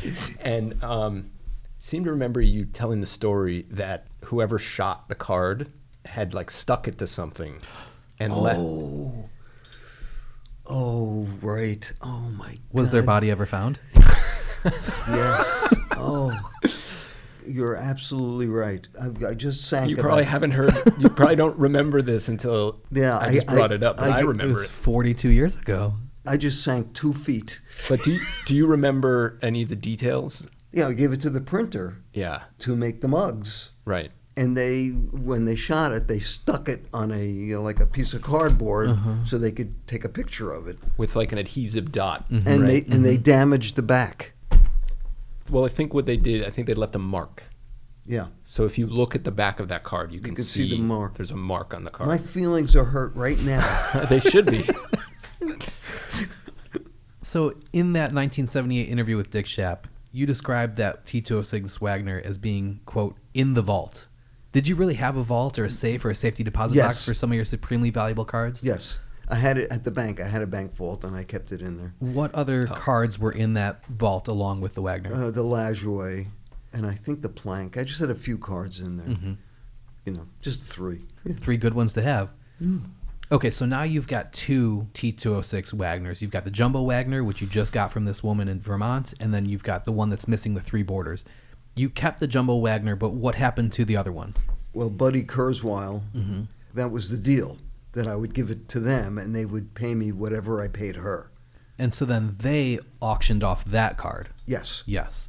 The starting bid was $900 for that auction on October 7th, 1974, through the Sports Corner. Do we know what that one ended up selling for? No, I don't know. I mean, those records would be tough to find. I think they these did days, make I money think. on it, though. If anyone would have them. Yeah. It's amazing what you have. Now we have so much access and knowledge of print runs and numbered cards and what our odds are for pulling specific cards from specific packs and specific boxes. Back in the 70s and 80s, how did anyone even know what a rare card was? I mean, what was the basis for making that determination? Like, oh, this card is a rare one. I don't think there were rare cards. All the cards were printed on humongous sheets. Topps would just print these huge sheets. There were 36 cards in each series. So it would be the exact same number. But what would become rare was the last series, because they would come out like in October. So would it work where they start printing Series 1, and then they start printing Series 2, but they're also printing Series 1, and now they print Series 3, and they're also printing Series 1s and 2. So does Series 1 get printed 3 times as often? No, I don't think so. I think they just printed Series 1. A month later, they would come out with Series 2. So then why are the high numbers always the hardest to find if they're all being printed in the same quantities? Because the collectors stopped collecting in November or October. So, less cards got out there, and the manufacturer was stuck with them. Well, the story is that the 52 Topps, they threw them in the ocean. Literally. Because they didn't sell. Because it was like, as I said, November. Who cares? It's cold. That story has never made sense to me. I mean, No. it's well documented, so it did happen. Yeah. But, why not give them away? Why not? I mean, I have stuff I want to get rid of. I can't throw it in the ocean. Right. The millions and millions of dollars that are in that ocean. Right? I understand the concept of cards being considered more valuable because way more kids are going to want a Mickey Mantle card than are going to want a Cleet Boyer card, right? But how was anyone actually determining a numerical financial value to any of those cards back then? There wasn't eBay or anything like that where you could look up the price of history of completed auctions for a specific card. So what was to say that a card was worth $100 and not $10? Well, back in the early days, the cards were not worth anything like that. You're right. 10 cents, 20 cents, didn't matter who it was. I'm missing Yogi Berra. That's an interesting question, because at the first ASCCA show, let's say you had 40 dealers. How were people making deals? What were they basing the pricing on? Well, Mickey Mantle is a superstar. Okay. That was already being taken into consideration then at that point. But in the really early days, it didn't matter who the player was. Well, let's talk about the T206 set in particular. So you've got the Wagner card that we've established is super rare because he had his print run cut short. Why was the Plank card worth more? Why was a Lajoie worth more? Was it because they were superstars? Oh, and the Maggie era card. Yeah, those stories are well documented. The Lajoie is interesting because that card... wasn't printed in 33. Right. This is the famous story that they purposely did not... I forgot what card number it is now. 106, I think. Thank you. There was no card 106 printed. So Yes. all the kids went crazy buying up the gum, right, to get these cards that didn't exist. And then people started writing in saying what's going on, and the kids, or the people that wrote in, ended up getting a Lajoie card. Because they printed it in The next 1934. year. In 34. Yeah. And a guy brought to an early convention a sheet of 1934 cards with a 33 Lajoie on it. Right. And he wanted $600, and he couldn't sell it. It was like, $600, that's a fortune. Well, the T206 Plank The story is that the printing plate broke. And the Maggie was an error that they corrected. Yeah, but there's now, today, just like with a lot of these early hobby stories, there's differing opinions now. At what point did it become important to people that they collect rookie cards of people? As opposed to just having any card from a player's career, you wanted their rookie card. Beats me. One of the reasons why your minor league sets became so popular was because of the rise of the rookie cards in those years. You know, people were obsessed with getting a player's first card, and your minor league set had people's pre-rookie cards. Did that ever influence your decision on what teams to make sets for because you knew they had a big prospect and you wanted to be the one to make that guy's first card? I think the only one was the quarterback. John Elway? Yeah. John Elway. That was the only one I thought about, that he was on a minor league team. The rest of them, like, they were all unknown kids. Yeah. You know, but I would think, you know, some of these guys will make it to the majors. Right. You know? Absolutely. Yeah. Were collectors actively trying to collect every rookie card they could from every set, hoping that one of these guys would turn into a superstar? Or were people waiting until the third or fourth year of a guy's career, then seeing that he was legitimately a star, and then going back and getting his rookie card somehow after the fact? Well, see, I didn't do that because I would sell out all the cards that we made. If the guy made it, you were lucky. But what about just like as collectors, even when you were growing up, maybe, you know? No, I don't think that was a consideration at all. But in the 80s, people were prospecting. Right. You know, sometimes you go through these collections that people have had for decades, and they have stacks of guys that you're like, why? The Greg Jeffries future stars. That's a good one. Yeah. Rookie cards are sought after because it's a player's first card. What other cards do people tend to enjoy collecting from a player's career? Like if a player wins the MVP award in 1964, does it make sense to buy his 1964 card because that was the year he won the award? Or his 1965 card because that's the first year after he won the award and it shows the stats from his award year? I never considered any of those things. I just wanted to... You just wanted every card. Yeah, I want to get the complete set. Yeah. That's all I cared about. It's a strange dichotomy because the more people who are interested in cards, the more your cards are worth because the more people are going after them. But the more people that are going after them, the harder it is for you to acquire them because there's more people going after them.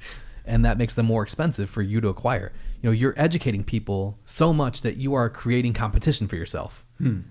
Tell me about the 1916 Famous and Bar Company cards that you checklisted in the November 1971 issue of Dan Dishley's The Trader Speaks. A lady called me and said she had a set of old cards, and I met her in a motel, and we had breakfast, and she showed me the cards. I would say she had about 190 of the 200 cards, and she wanted $200. And I paid her the $200, and I took the cards. I wish I had them today. Yeah. And there was a Ruth, rookie card in the Red Sox uniform. Just fabulous card. Apparently, this was the first time that anyone had seen the backs of those cards, let alone checklisted them. When you would make a discovery like that or do research like that you were able to publish your findings, were you more excited by the fact that you had satiated your own curiosity or by the fact that the information you were putting out there was going to educate people and make the hobby better overall? I looked at it totally from a hobby perspective. That look what I found. Yeah. Isn't it fabulous, And I still do it today, but I do it with actors and actresses. I find stuff from the 30s with different backs. Yeah. Or there's a show advertised on the back of a postcard, and then I figure out, that was July 7th, 1932. It's exciting. Yeah. Well, this brings up something interesting also, is that you were never concerned with backs of the T206s, were you? No. And backs are extremely important and popular to collectors today. Yeah. I did have a lot of different backs, but I didn't consider that at all. Yeah. I had no idea. In 1974, the legendary Burt Sugar was compiling the Sports Collector's Bible, but he couldn't do it alone, and he was looking for good, cheap help. You knew a 15-year-old who you thought would be perfect for the job. How were you introduced to Keith Olbermann, and what did you see in him at such a young age that led you to feel comfortable suggesting him to Burt Sugar? He was a brilliant little kid. He was the first one to shrink wrap the cards. Like he would shrink wrap a set instead of putting a rubber band around it. Uh-huh. I mean, this is genius. Good idea. Yeah, I mean, rubber bands would ruin the cards. Right. But he would shrink wrap them. And how was he doing that? With saran wrap or what? I guess, yeah, saran wrap. Yeah. He was good. And I would keep him next to me because I didn't want people to take advantage of the little kid. But he was a big little kid. Right. How did you meet him in the first place? Was he just at a show that you... I think he contacted me. He might have called me at home, Mm-hmm. and his father would drive him up to my house. Was his father into baseball cards? Or like how... No, I think his father was an architect. No. That's cool that his dad was so supportive and helped him get in touch with you. Yeah. This is kind of a weird question, and you might be too humble to answer it appropriately. So, Andrew, if he can't. Mm-hmm.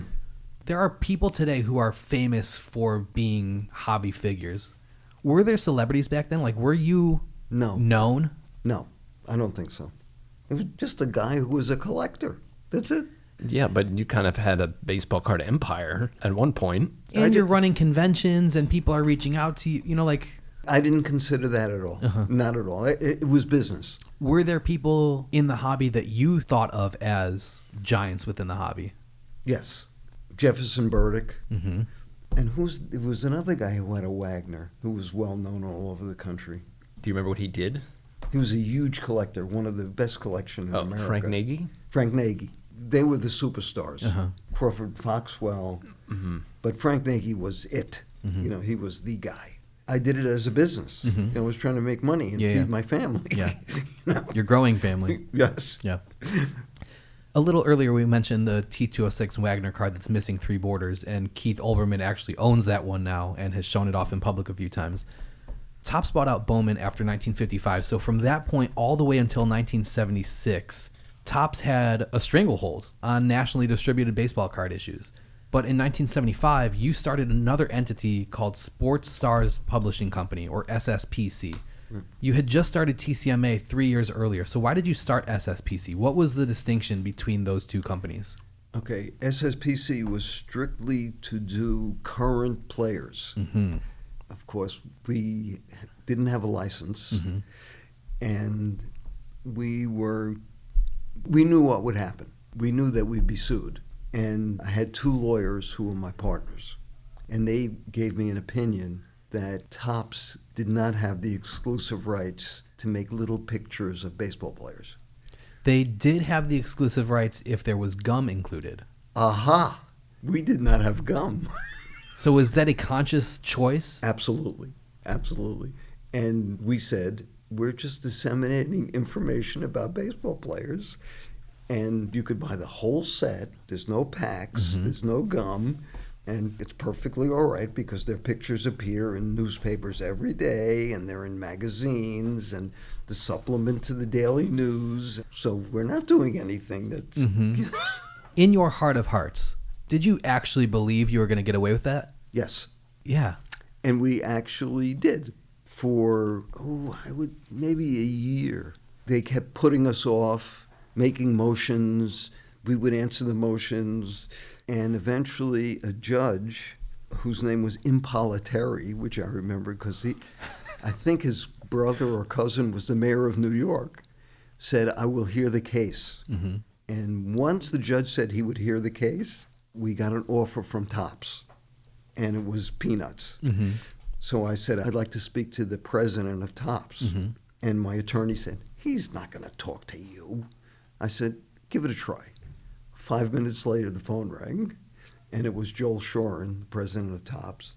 And he said, Mike, I think we should discuss this. Why don't you come down to Brooklyn? And so I did. He was more than nice, and he offered me a job. Was it a legitimate offer, or was it an offer to get you on their payroll so the lawsuit would go away? Like, exactly. Did he really want you to work for them because he thought what you were doing was quality work? I believe he did, Uh-huh. but naturally I didn't want to work for him. Of course. I'm an entrepreneur, so Mm-hmm. I said I would accept a permanent injunction Mm-hmm. for that one company, not totally, if we could sell what was in our warehouse. He said, fine. So that's exactly what we did. Mm-hmm. This meeting was 1975-76? Yes, it was early. It was Because you had received a letter from Cy Berger of Topps in November of 1974 warning you, yeah. quote, Topps Chewing Gum Incorporated has exclusive licenses with substantially all Major League Baseball players, and that Topps would, quote, hold you responsible for damages since your solicitation interferes with our existing contracts and your use of pictures or likenesses of Major League Baseball players would be in violation of our licenses. So you thought that since you weren't including gum, that didn't apply? Well, my attorneys said that we were offering a different product. Exactly. Yeah. And of course, they're fudging it. I mean, the letter, And we thought we were doing the right thing. Yeah. We did not think we were subverting their license. When we settled our deal with Topps and they sent us the contract, it was amazing how little they wanted from us. The only thing we could not produce 2.5 by 3.5 inch cards of players. We could do anything else we wanted. Well, they weren't permitting us to do anything else. It was just that we couldn't do that. But if we could make photos, we could make postcards, we could do sheets of cards. So is that why the 1989 Bowman set is a different size? Because Topps had the monopoly on... No, Topps owned Bowman at that point. Okay, they so bought why them. did they do that? I hate that set Everyone so much. hates that set. It's a little thinner and a little taller, so it doesn't fit in any of the top loaders. It doesn't fit... And it's funny you say that because there are several of the TCMA great teams sets that come with an oversized card, right, or two. Oh, I know. And everyone loses them because they have nothing to put them in. Yeah, people want to give me a noogie because of that. SSPC published an early baseball card magazine called Baseball Quarterly and an advertising vehicle called Collectors Quarterly. You eventually had a mailing list with over 100,000 collectors, and you would send out issues 4 times a year. That turned into Baseball Advertiser. Yeah. But how many years did you send that? That was like a decade. Yeah. Oh, yeah. Because Collectors Quarterly, I think, was only 5 issues. That's the one I sold to Rick. So Rick Cerrone was working for you, but he peeled off and started publishing Baseball Magazine. Yes. Right. And it turned into Baseball Magazine. Right. Then he became the PR director for the Pirates, and then the same role with the Yankees. Now he's the editor of Baseball Digest. We talked about some of the other people who have worked for you and have gone on to great things. How does it make you feel to know that the people who have worked with you and for you over the years have gone on to do such amazing things? It's fabulous. It's just wonderful. I mean, I look back and I look at Keith and I look at Rick and I look at Bill Madden. It's like, wow. And it's all through baseball cards. Yeah. And I mean, now I know a lot of people because of the Santa Fe Fuego. And I go to the games. I met a guy in the state legislature, and we have breakfast once a month. I met another guy whose brother was the governor of the local pueblo, another guy who ran for mayor. So it's all through baseball and the hobby. In 1975, you printed an unlicensed card set, which was heavily influenced aesthetically by the 1953 Bowman set. Right.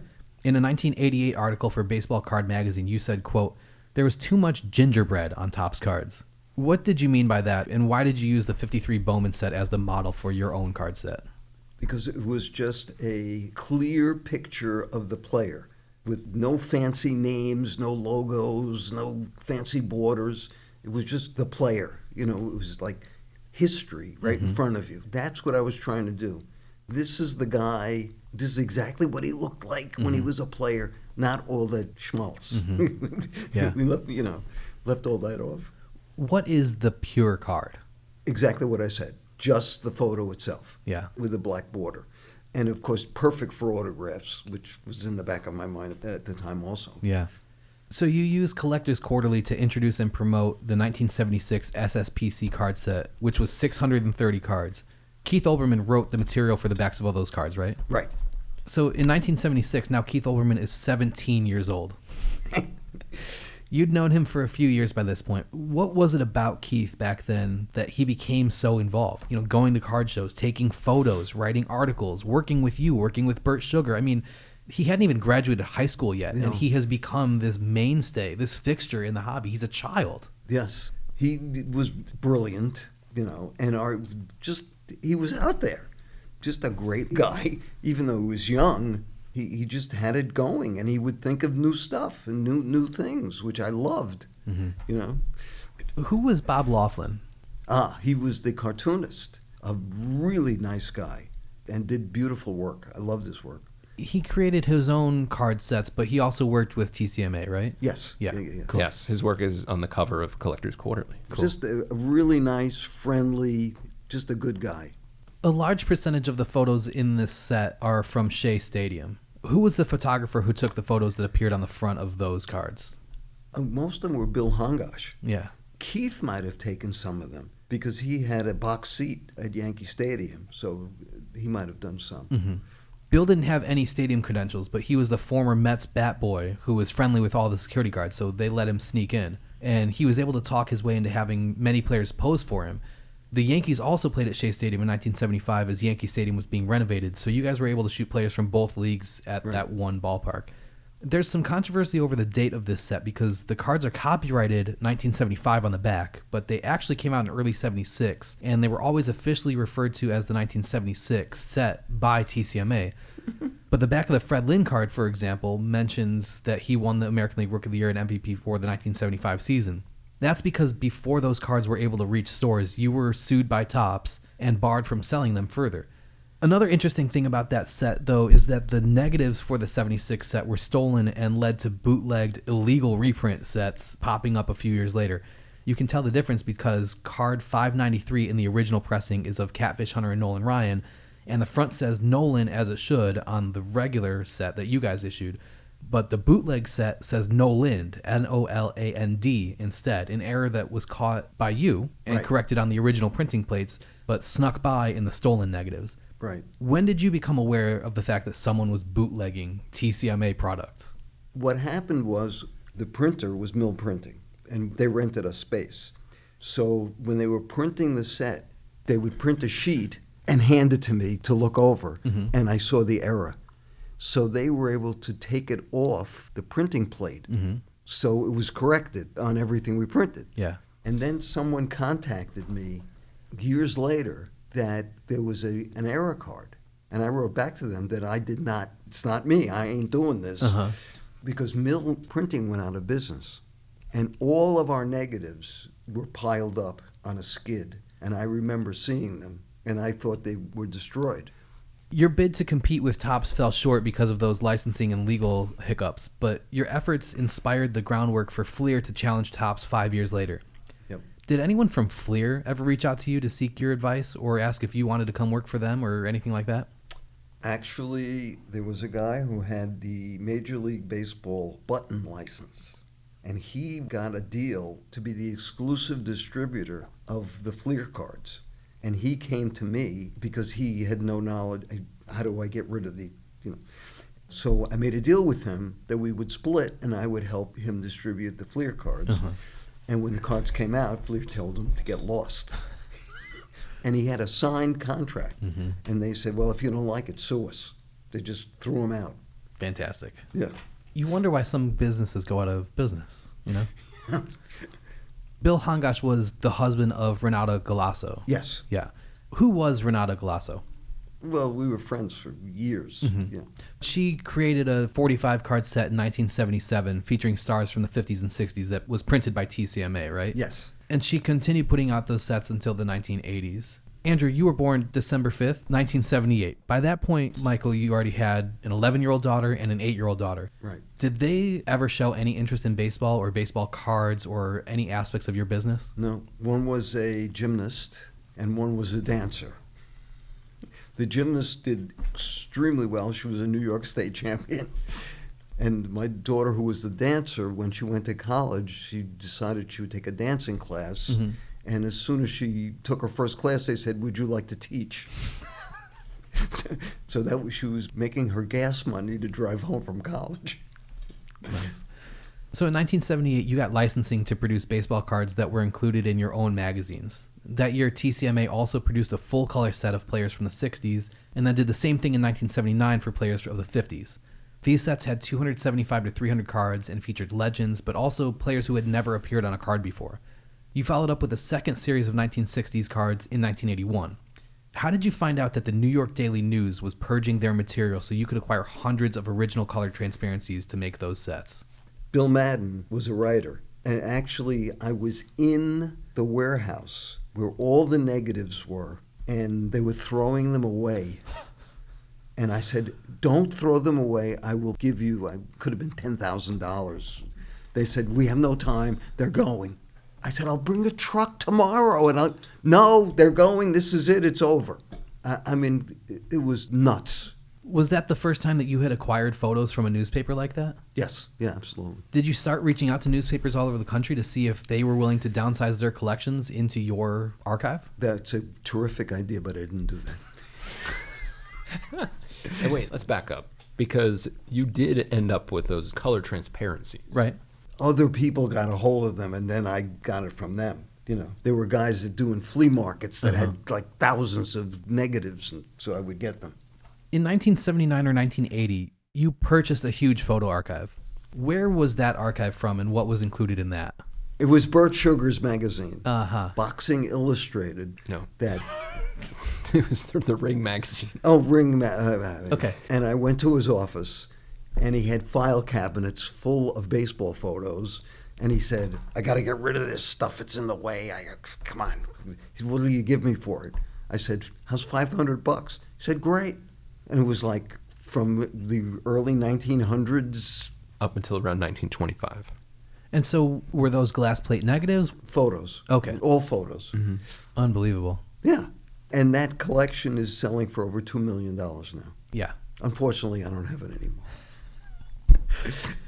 You were also doing the yearbooks for the Yankees for a handful of years in a row. The inserts, yes.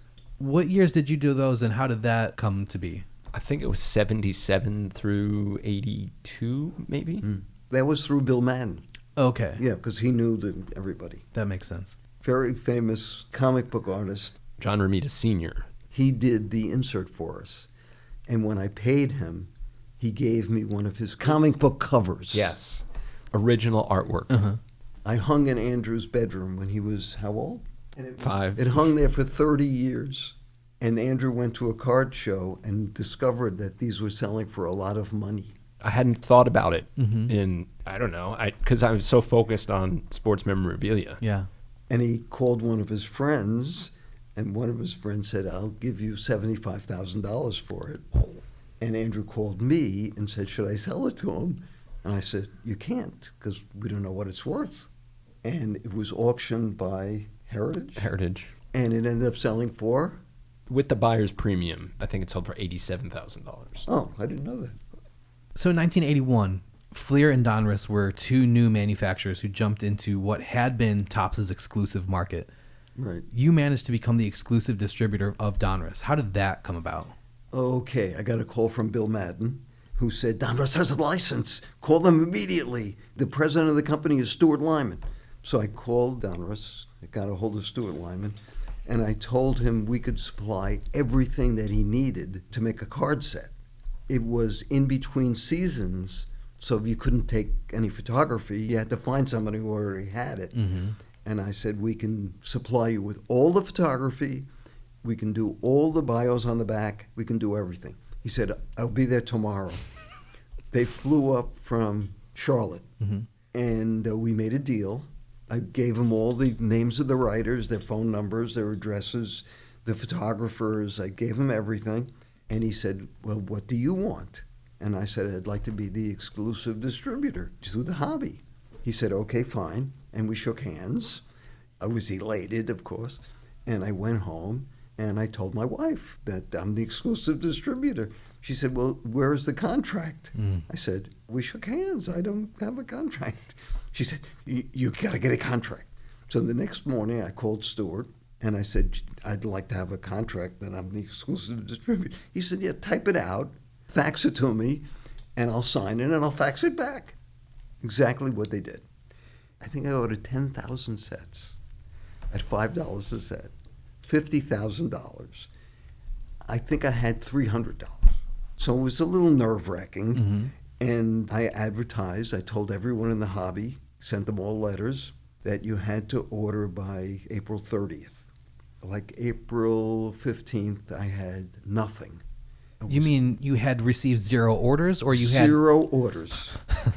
And I am like nervous as hell because they're printing 10,000 sets for me. On April 25th, I think, I got in $500,000. And I call Stewart immediately, back on press, Stewart, back on press.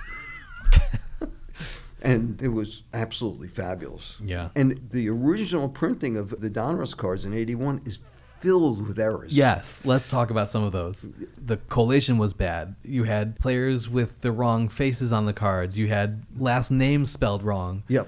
What? That was all done. It had nothing to do with us. How did that happen?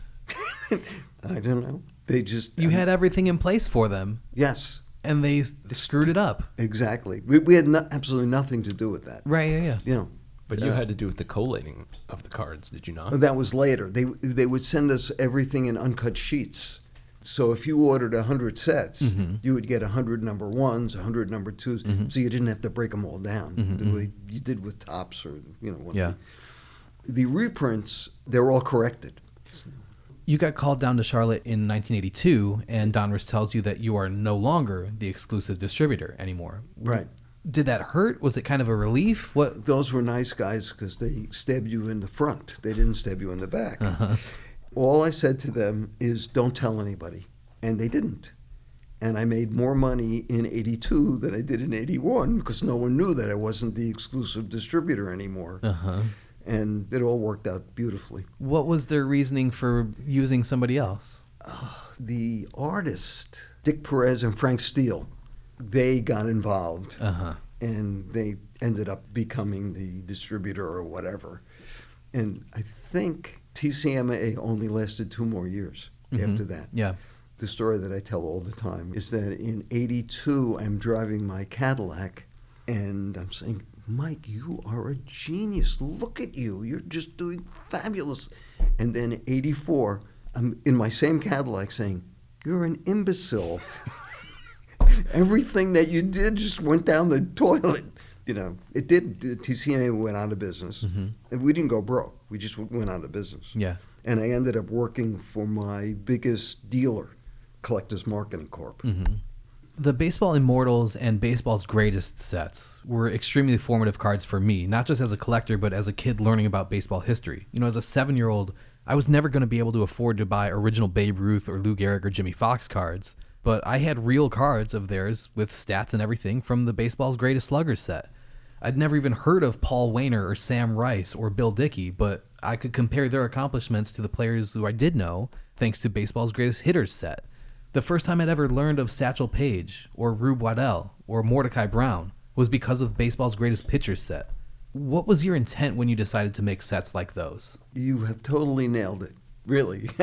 Baseball history was so important to me, and the images were so important. I would look at them and say, this looks like it was shot yesterday, and it's 100 years old. I just wanted to tell, and also I did it for the autograph end, because a lot of the guys were still alive. I would look at everything from a collector's point of view. You know, business, yes, of course I wanted to do business, but I would look at it like, I really like this. Yeah. You know, I think other people will like it too. Yeah. You know, and with the team sets, I don't know if you've noticed this, I did every single player on the team. Yes. Even if a guy played 2 games or 1 game, I just wanted the history. If you were a part of the team, you deserve a card. Absolutely. Yeah. To me, it was, I got to do the history. I have to do the complete set. Yeah. But then you follow that up in the minor league sets with cards of the trainers. And mascots. And the mascots. I coaches love that. And the traveling secretaries. Those Yeah. are some of people's favorite cards. Yeah. I love those. I just, you know. Yeah. Because they were part of it, and I wanted them to be included. TCMA even produced several fantasy sets, such as your Imagine 1942 Play Ball set in 1983, which filled in the gaps left by vintage card issuers. That seems like it must have been a really fun project to work on. Totally. Yeah. Man, I just love that. And I love the format, too. Yes. You know, we made it look like it was an old card. Right. Yeah. So you mentioned driving in your car a couple years after you thought you were a genius, and now everything had turned the other way. Exactly. And you ended up auctioning off your collection in 1984 through Lou Lipset. Yes. What was the final price realized from that auction? About $225,000, I think. So that's about the equivalent of $660,000 Right. in 2023 money. Was that your personal collection, or was that all of the remaining inventory that TCMA had? Personal collection. Yeah. Yeah, yeah. TCMA had already gone out of business. Mm-hmm. Yeah. Your family said a million times that you should have sold the house, but not the cards. Absolutely. Your wife told you specifically not to sell the Jumbo Wagner. Exactly. But as part of that sale in 1984, you did sell the Jumbo Wagner. You bought it for $1,300 in 1974, and 10 years later, you sold it for $23,000. So almost an 1,800% return on your investment. It's pretty great. But Ken Golden sold that card in 2016 for how much, Andrew? I think it was $3 million. No. Yeah. Ken Golden sold the Jumbo Wagner in 2016 for $3.12 million, and then the Fred Mackay Barry Halper card sold for $6.6 million in 2021. Looking back, would you have done any of that differently? Totally. How would you have handled it? I wouldn't have sold the Wagner. So you'd have sold everything but the Wagner? Exactly. Yeah. The 51 Bowman set, which I loved, I sold, and I shouldn't have sold that. Those two things. What did that $220,000 allow you to do? Well, put my kids through college, and it just keep us stable until I could come back. So when you look at it that way, you did... Oh, no, it all worked out beautifully. But I didn't have my Wagner anymore. That was 40 years ago now. Yeah. Have you had a chance to reacquire? Obviously not the Wagner, but have you rebuilt your 51 Bowman set? Do you have a 51 Bowman Mays rookie? No, I look at everything differently. The way I collect, I make up things to collect. Like I have a photo or a card of every single Met. And if I can't find a card, I make one. And I keep it in the collection until I find the card. Then I take out the one I made and put the card in. And, they're mostly a penny, But to me, it's exciting. Yeah. It's just a fun way to collect. Absolutely. Yeah. When was the last time you saw a T206 Wagner in person? Whether it was one of the ones that you previously owned or another copy? 1984, probably. Yeah. When I sold it, that was the last real one I've seen. Well, I've got something to show you. No, I'm just kidding. Well, if you have two, you can keep... Yeah, one of them is missing 3 borders. Is that okay? Yeah. Andrew, you've had a couple chances to see a Wagner. Yep. Was that cool to you just because it was a T206 Wagner? Or was it extra special because you were able to see one of the cards that your dad actually owned and held in his hands? Oh, definitely, because it was the ones that my father discovered. Absolutely. Because I've seen Wagners before that were not those 2 Wagners. Yeah. And I was just like, oh, look, it's a Wagner. That's cool. But I've had the chance to hold the Fred Mackay Wagner and the Jumbo Wagner and take pictures with both of them. And now I just need the third one, and I'll have I need a picture with the third one. Yeah. But yeah, that was surreal because growing up, I heard the stories of these cards. Then later on, I could see them online and kind of fantasize about them and whatever. But to actually, I never thought I'd have an opportunity to see them, let alone hold them. Yeah. So yeah, very special. Very special. Are there any cards in either of your collections now that you would never sell for one reason or another? I don't think I have anything if it's in my collection, I don't plan to sell it. I don't think of my collection that way. I don't think you do. You don't have anything in your collection that you're... No, now I collect mostly movie stars from the early 1900s.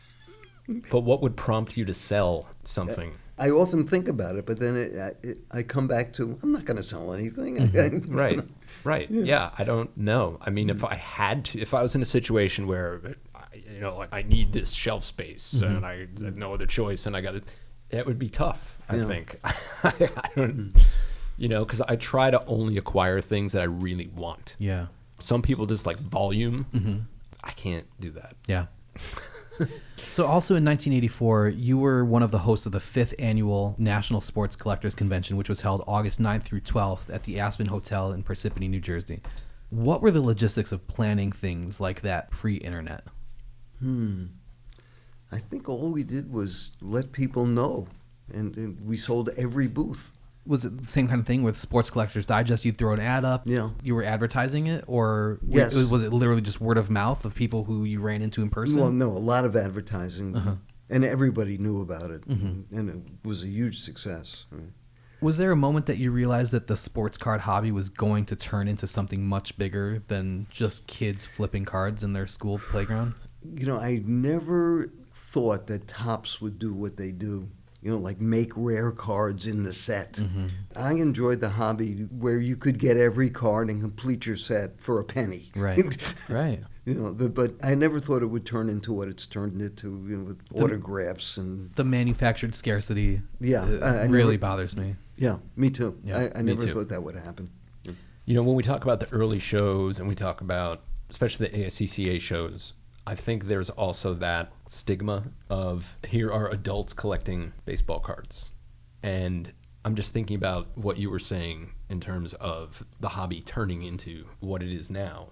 I think the adults were starting to collect baseball cards because they couldn't afford those cards when they were kids. Mm-hmm. Or they were familiar with cards when they were kids, and now their interest is rekindled. Now they have money, and they're just looking for a way to relive their youth and honor that nostalgia. Mm-hmm. Where today, when we went to the National in Chicago in 2023, Andrew and I were seeing kids carrying titanium briefcases with tens of thousands of dollars worth of. It's an 11-year-old child. Yeah. Like how? Yeah. When you were 11, you basically had that same quantity of cards, and the value in comparison to your peers. You had a great deal of money in your hands, but it's just turned into something that's so different than what it was intended to be, and what it started out as. I never looked at it like that it was money. Yeah, I think that's what most kids today. They're not collecting cards; it's investing. Yeah, they're buying stocks. Yeah. It's all speculation of, we're going to buy this Luis Robert rookie card, and we're going to hope he turns into a superstar. We're going to. You've got players like Mike Trout, whose cards are worth astronomical amounts of money, and Shohei Ohtani and things like that. But you have a regular all-star. His card isn't worth nearly what a prospect's card is worth. Yeah. What sense does that make? Yeah, I totally never looked at it like that at all. This is interesting, though, because you were an entrepreneur. Yes. And you made your living through baseball cards. Yes. So through business, you looked at it through a monetary lens, but for your own personal collection. I didn't look at it as... But a guy like Tom Collier, he was selling vintage cards. Yes. You were never selling vintage cards. No. And I never looked at my collection like that. It turned out that way. So why were you interested in making your own cards and selling those and not selling vintage cards that you would acquire at a flea market or wherever? Because I could make quantity. Mm-hmm. I didn't want to sell the vintage cards. I wanted to keep them. Yeah. Right. Because you were trying to build an archive of history. Yes. With the vintage cards. That was something that you were trying to preserve. Whereas the TCMA stuff... That was something you were creating. Yeah. And here we are 50 years later, and that has become history. But at the time, it was just, I could just print 10,000 copies of this. Yeah, exactly. Yeah. And make $1 a piece, and And then buy more cards. Right, yeah. So in 1987, a company called PhotoFile was created. Can you tell us a little bit about that company and how it started? Okay, well, when TCMA went out of business, I started to work for Collectors Marketing Corp. And they would make collecting kits. So I was in charge of the baseball card end of because I had sold them tons of stuff. Mm-hmm. Mostly things that I couldn't sell, like old inventory. Uh-huh. And they would take 10 or 12 old cards and put them in there. Okay, so I ended up working for them doing the baseball card end of it. Mm-hmm. Maybe I was there a year. It was in Manhattan. And they sold the business. And this is another famous story. They had a check for $3 million, and they waved it in front of my face and said, "We sold the business for $3 million, and you get nothing." That was very nice. They were friendly guys. And I said, "Well, can I have the photo archive?" "Sure, take it. Go ahead." So I took the archive. Absolutely. And the next week, I started making photos in my basement, and I did extremely well immediately. And it kept getting bigger and bigger and bigger. But these were current players. This was everything. Well, for autographs. Mm-hmm. Could be retired players or whatever. Mm-hmm. Mm-hmm. And I went to the camera shop that printed photographs in my neighborhood. Mm-hmm. And I told the guy, this is the true story. I said, "I'm going to make you rich." And he said, "What?" I said, "Wait and see." Well, he started printing the photos for me, and it got so big that he had a camera store that would take other people's film that he would give out because all he could do was my stuff. 2 shifts a day. Wow. I did make him wealthy. So it got bigger and bigger and bigger. Mm-hmm. And I was getting really nervous because I thought something was going to happen with the licensing. Mm-hmm. And Bert Sugar from Ring Magazine walked in and said, "What are you doing?" I said, "I'm making unlicensed photos." He said, "I can get them licensed." Now that's a friend. Yeah. I said, "You get them licensed, we'll be partners." Well, Bert was a little iffy. 6 months later, he walks in. He said, "I have the MLB license." I said, "We're partners." He said, "Well, I have another guy who wants to be in on it too." So I said, "Okay." So we did a third, and we started in business, and it became astronomically huge. Did you think that the photos that you were acquiring and accumulating were worth anything monetarily, or did you just need them so you could make your card sets and grow the photo file inventory?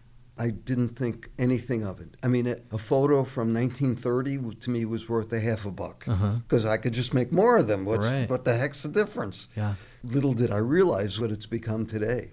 At its peak, how many photos did you have in your inventory? Oh, when we were manufacturing, hundreds of thousands. I mean, we had 50 employees.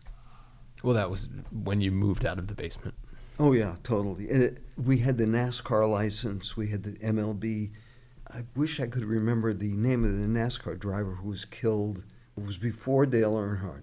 There was a young guy who was outside of the arena who was killed with his girlfriend. And his father was the owner of the NASCAR franchise. And we would walk in the morning and print 5,000 of his picture. I mean, it was colossal. Wow. We went down to speak to his father, actually, and gave him a huge check. But the numbers were just astronomical. How did PhotoFile find customers in the beginning? It was the same customers we had from. I supplied that. Yeah, totally. You were just sending out huge lists of names of athletes whose photos you had available, right? Right. And then people would also contact us and ask us if we had certain guys who would be signing autographs. And, of course, we had everybody. Gotcha. Yeah. You know, this was obviously pre-internet again, so it's not like you could have a website where people could browse your catalog and see a thumbnail of the actual image that they were ordering. So was everyone just going in completely blind and being like, well, I hope the Jim Thorpe photo I just bought is actually a nice image when it comes in? Yes. Would customers ever complain or try to send photos back because they ordered a photo and they just weren't happy with it when the image came in? Or was that part of the gamble that you took when ordering things like that from a catalog back then, and everyone just kind of accepted that sometimes you weren't going to be happy? It was amazing when we got a complaint. I mean, it was infinitesimal. That's awesome. How times have changed, you know? And we really made high-quality stuff. I mean, our photos were really good. And you were only selling printed copies of the images that you had in your inventory, right? You were never actually selling the physical original copies that you had. Never, yeah. A lot of them were coming from original negatives, 35 millimeter negs of photographers that were at the games. We would send photographers to shoot for us. Like we had a guy at Yankee Stadium, we had a guy at Shea Stadium. We would also do spring training. I think we paid them $1 a negative, and there were guys who made $10,000 a week in spring training. It would only last a week, a week or two. But we had every single player. I wish I could remember. There was a rookie that got hot, and everyone was saying, who the heck, where are we going to get? And we looked, and we had his photo, and we started making gazillions of them. Yeah. The way things worked out was amazing. How were you physically storing all these photos? Not only in terms of space, because surely they take up a huge amount of space, but also what precautions needed to be taken to ensure that the images stayed in good condition?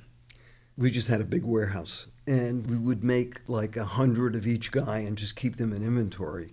So when a card store would order 5 of 20 different guys, we could just pick them off the shelf. But when you ordered for a card show, if you needed 300, we would custom make them. Gotcha. Yeah, we had all the manufacturing. Eventually, we did everything. At the beginning, we had, subcontractors making all the photos for us. Yeah. Can you explain the difference between a photo that was valuable to a collector and a photo that was valuable to PhotoFile? The only thing that we cared about is how many we could make of each guy. And we would constantly, guys like Pete Rose would be signing every weekend. Right. And we'd be making 300 Pete Roses like every week. And so would you only have one image of Pete Rose? No, we had many. So when you would send out your catalog, like Ty Cobb bat off shoulder, would it be No. Pete Rose swinging, Pete Rose sliding, Pete Rose fielding? No, we just say Pete Rose. And so it was up to your discretion Exactly. which of the 50 Pete Rose images sent out? Customers would just request like batting say, or action fielding, shot. Yeah, action home shot. uniform. Yeah. Right, that Yeah. kind of thing. But we looked at it from a collector's point of view. So we wanted to give you A nice looking photo. in a home uniform. Yeah. Sometimes we couldn't because it was shot at Yankee Stadium. And, Right, so everybody's a visitor except for the Yankees. Exactly. Yeah. When Photophile was awarded a license for photography by Major League Baseball and the MLB Players Association, it became the first company to be given a license for photography by any major sport in the United States. Eventually, it had licenses from the NFL, Major League Baseball, NBA, NHL, CLC, WWE, and MLS, and all their respective players' associations. As technology got better and better, and the average person had access to high-resolution scanners and could print things at places like Kinko's, how difficult was it to make sure that your company was the only one selling copies of the photos which you own the rights to? I had a whole campaign designed that our photos were better. Mm-hmm. Our photos were licensed. Our photos were numbered. They wouldn't fade. They're on superior stock. Of course, no one listened to me, but by then I was out. Uh-huh. Your wife has always said that the collecting gene runs in the family and that Andrew has also inherited it. Your father was a big-time stamp collector, so from an early age, you were interested in and knowledgeable about first day covers and event covers. And nobody in the hobby even really seems to know what those are anymore, but sports collectors were actively collecting first day covers and event covers in the 1980s. Can you tell us a little bit about what those are? Yes. Well, okay, what we did, we made an envelope with a stamp canceled on the day of an event in the city of or the closest post office to the event, and it would have a picture of the player in that actual game, like hitting that home run with a little bio on it. And my wife and I, we were selling about 200 of each one, and we were sticking the stamps on in our dining room. This was 1998. We would sit down and stick the 200 stamps on, sell everything. We were really doing great. And my partner, Russell Rayfield, called up Ken Golden, and he was on TV selling Mark McGwire autographed somethings. Well, 1998 was a big year for like momentous sports events. It was the home run chase. It was Michael Jordan retiring. It was John Elway retiring. I mean, it was lots of big things to be commemorated. Okay, so he calls Ken Golden, and Ken Golden says, "I'll take $10,000 every time McGwire hits a home run." And we said, "Great. How do you put 10,000 stamps on?" We had no idea. So I called the biggest mail order house in Manhattan. And I said, "Can I speak to the president of the company?" And they said, "Sure." They put me right through. And I said, "I have a problem. I'm trying to stick 10,000 stamps on envelopes, and I don't know how to do it." So the guy said, "That's very small." He said, "We only do 1 million." He said, "But I'll put you in contact with someone who can do it for you." He gives me the number. I called the guy, and he said, "Yeah, 10,000, that's fine." I said, "Well, how do we do it?" He said, "Well, you order rolls of 3,000 stamps, which I had no idea existed. Bring them over to us and bring over your envelopes, and it'll take us about 3 hours, and you can wait if you want to." So I do exactly what he says. I bring it over in New Jersey. He looks at what we're doing. He said, "I have a friend who has a printing press that will print number 6 envelopes." He said, "And there's only 2 presses in the country that will do that." He said, "I'll take you over to him." He brings us over to his friend's warehouse, which is immense, filled with envelopes. It's like, this is awesome. So I tell the guy we're doing 10,000 of each one, and he said, "It's kind of small for us." He said, "But I'll do it for you because I love baseball." We became his biggest customer. When the beginning of the football season happened, I would just go down the list of, give me 10,000 Giants, 10,000. The business was so unbelievable. So Photophile bought you out in the late 90s, but you came back to them in 98 with this idea to sell United States Postal Service collectibles. By 2003, you're doing $100,000 a month through items postmarked and sold through the post office. When the Red Sox won the World Series in 2004, you were doing $1 million a month. $1 million a month. Yes, and I called the guy who was making the mats for us. I said, Joe, we're going to need between 10 and 15,000 mats a week. And he said, I'll call you back, Mike. A half hour later, he calls me back and he says, Mike, we will not let you down. If we have to do 3 shifts a day to get you this stuff, we will do it. Of course, they became infinitely wealthy, making 15,000 a week. Yeah. We couldn't believe it. I wanted to back up because we skipped over what an event cover and a first day cover are. Yeah. Oh, a first day cover is the day that the stamp is issued. Okay. An event cover is the day that an event happens. Right, but they're postmarked on that day. The postmarked by the Postal Service. And that's what makes them collectible. Yes. So that's why when Mark McGwire was hitting the home runs, the postmark was from that day. From that day in that town. Right. Yeah. And then that's just an envelope, Right. basically, or some people call it a cachet. They were selling those loose and then also double matted with Right. an 8x10 photo. Right. That's another story. I bring into PhotoFile a mat that's 12 by 16 with a space for the photo and a space for the envelope. And they said, well, that's not going to work. That doesn't fit anything. I said, are you kidding me? I said, I went to Walmart and I checked what the sizes are, and this fits perfectly. Oh, yeah, well, okay.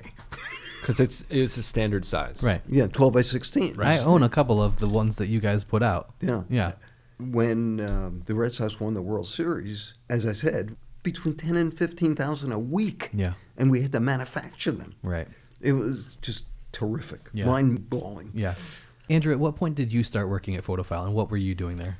So when I graduated from college in 2002, my father was selling the matted, we called them widgets. Because what were we going to call them? The matted photos with the event covers. Yep. We were doing a lot of the matting in the basement. We had women pick up like 100 mats, 100 photos, and 100 envelopes, take them home, put them all in place, and bring them back the next day. And I think we were paying them $1 for each one. So they were making $100 a day. But I was doing a lot of that too, because there was so much work that I could just work day and night and never be done. Yeah. Yeah. So I was making good money. But then PhotoFile bought that business from my father in 2006. Yeah, they bought you out again in 2006, correct? And then when that happened, I started working full-time for PhotoFile for a couple months, and that didn't work out. And then I started working for PhotoFile full-time again in 2014. I was the retail customer service lead for 6 years until the company completely went out of business in 2020. But during that time, I was also the archivist, which is really what my passion was. Of course. But my passion was also 8x10 photos, because that's what I grew up with. Right. I mean, at 10 years old, I was going to summer camp. I don't know if you remember this. I was going to summer camp with order forms and selling photos of the players to the kids at summer camp. And I still have a little eBay store where I sell some of the old inventory. So my two passions were kind of merged there. Michael, does it make you proud that the archives and collections that you built are worth tens of millions of dollars today? Or does it fill you with regret? Do you think the whole thing is all just kind of silly? Like, what do you think when you look back at what you once owned and what it is now worth? Looking back, I am so happy with what I've done, really. I always say my greatest achievement was sending 4 people to college without college loans, not one of them. And my creative ideas was able to pay for everything. And I was always an optimist, and I always looked at things as an opportunity. You know, well, the house burned down, but we can have a new house.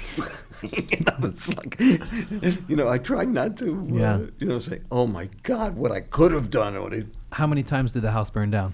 At least 3. What were those times for you? Well, when TCMA went out of business, when Chuck bought me out the first time. That was his business partner in PhotoFile. Yes. I was standing talking to him, and the receptionist was there, and he told her that he had bought me out, and she got hysterical. She just started crying like crazy. It wasn't the reaction he thought he was going to get when he told her? I don't think so. And he was not a collector. I looked at everything from the collector's point of view, and he looked at everything from the business point of view. Like if we could sell it for $1, we should be able to sell it for $2. Wait a minute, you can't do that. Right. You know? Not if it's only worth $1. Yeah. Right. As I said, I'm really happy with what I've done. Yeah. You know. Tell me about a store called Baseball Nostalgia, which was in the Doubleday Field parking lot in Cooperstown.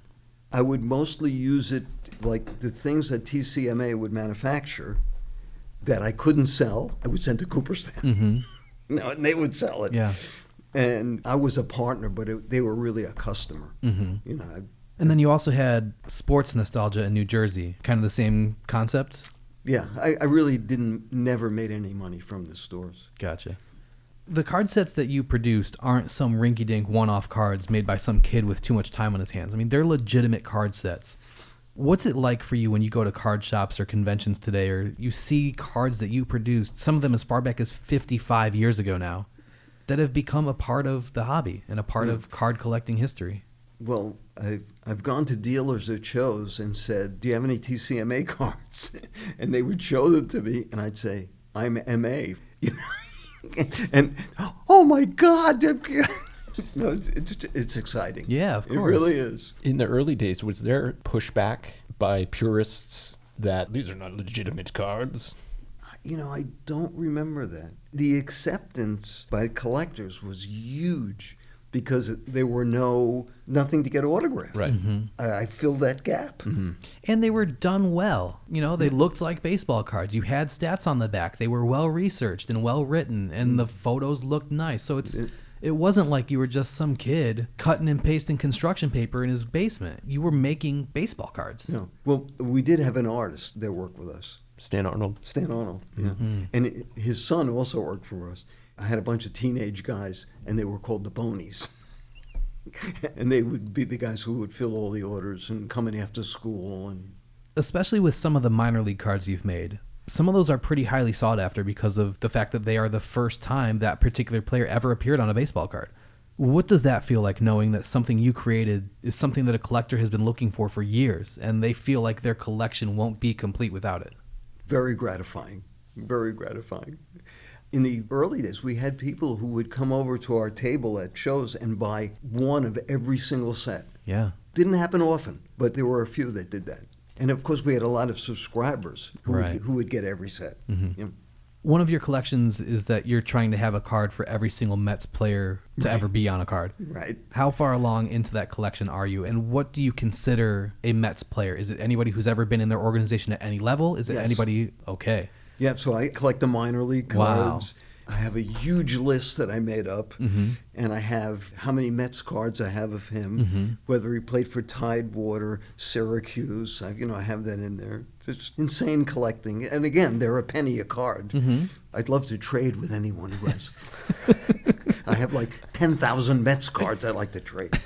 And that's the problem, is that he has to buy so many Mets cards. Are you still buying and ripping packs, or are you just going to shops and buying on eBay of things that, like, I know I need a Pete Alonso card, so I'm only looking for that? Like, I usually buy the team set. Uh-huh. Again, a half a buck is a lot. Yeah, but you've picked up enormous hoards. Oh, yeah. I bought like 10,000 cards for $100. And now what do you do with all those cards? So that's the fun. I'm retired. I sort them. Yes. So what he's done is he's created, what are they, packs of 50?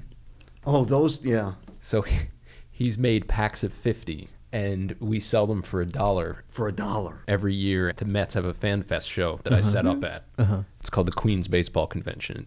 I get a nice location at that show because I've been doing it for a couple of years now, and I put out the $1 packs, and the kids go nuts over Of course, for 50 cards. Yeah, but we'll never deplete the because they just keep coming in. Well, and we also have very nice discussions with Mr. Met. Oh, Mr. Met shows up. Yeah, it's yes, very, I very talked to him. Deep. Yes. In 2020, you were selected as the winner of the Jefferson Burdick Award by the Society for American Baseball Research's Baseball Cards Committee. The Jefferson Burdick Award honors individuals who have made significant contributions to the baseball card hobby, and you were selected as the inaugural winner of the award over some pretty stiff competition. I mean, I guess you were selected over literally every single person to ever live because it was the first. But the other finalists from that year were Dr. James Beckett, whose publications Sport Americana Baseball, Card Price Guide, and Beckett Monthly brought checklists and price guides to the mainstream. Rob Fitz, who's an author and historian who's best known in the hobby for his unmatched expertise and research in the area of Japanese baseball cards. Mike Noren, the artist behind Gummy Arts, whose cards are featured in the Shoebox Treasures exhibit at the Baseball Hall of Fame. And Keith Olbermann, whose contributions to the baseball card industry began when he was still in high school, thanks to you, and is known for his encyclopedic knowledge of the hobby. What did it mean to you to be honored like that? I was extremely honored. Oh my goodness. I couldn't believe it. I did something that I loved, and I get honored for it. It was like I totally devoted my life to this. Yeah. And I just love it's like I worked, but I didn't really, because I just did something that I loved totally. Mm-hmm. I mean, I'm still doing it to this day. I have a friend now who goes to Cuba every year and gives the kids baseball gloves. And what we're trying to do is produce a Cuban baseball card set. Cool. And we're working on it right now. We have one team, and we're going to sell it and give all the money to his nonprofit. Awesome. Yeah, it's amazing. And we have the Pecos League in New Mexico. Mm-hmm. And I take pictures of every guy in the league, and I give them all 3 postcards. And I tell them I have it all worked out. You have one to keep, one to send to your parents, and one for your girlfriend. That's it. So you take pictures of every player when they come through the ballpark to play for or against the Santa Fe Fuego. Yes. The Pecos League is an independent league that stretches across 7 states in the Southwest. What are players' reaction when they are handed cards of themselves? Some of them are grateful.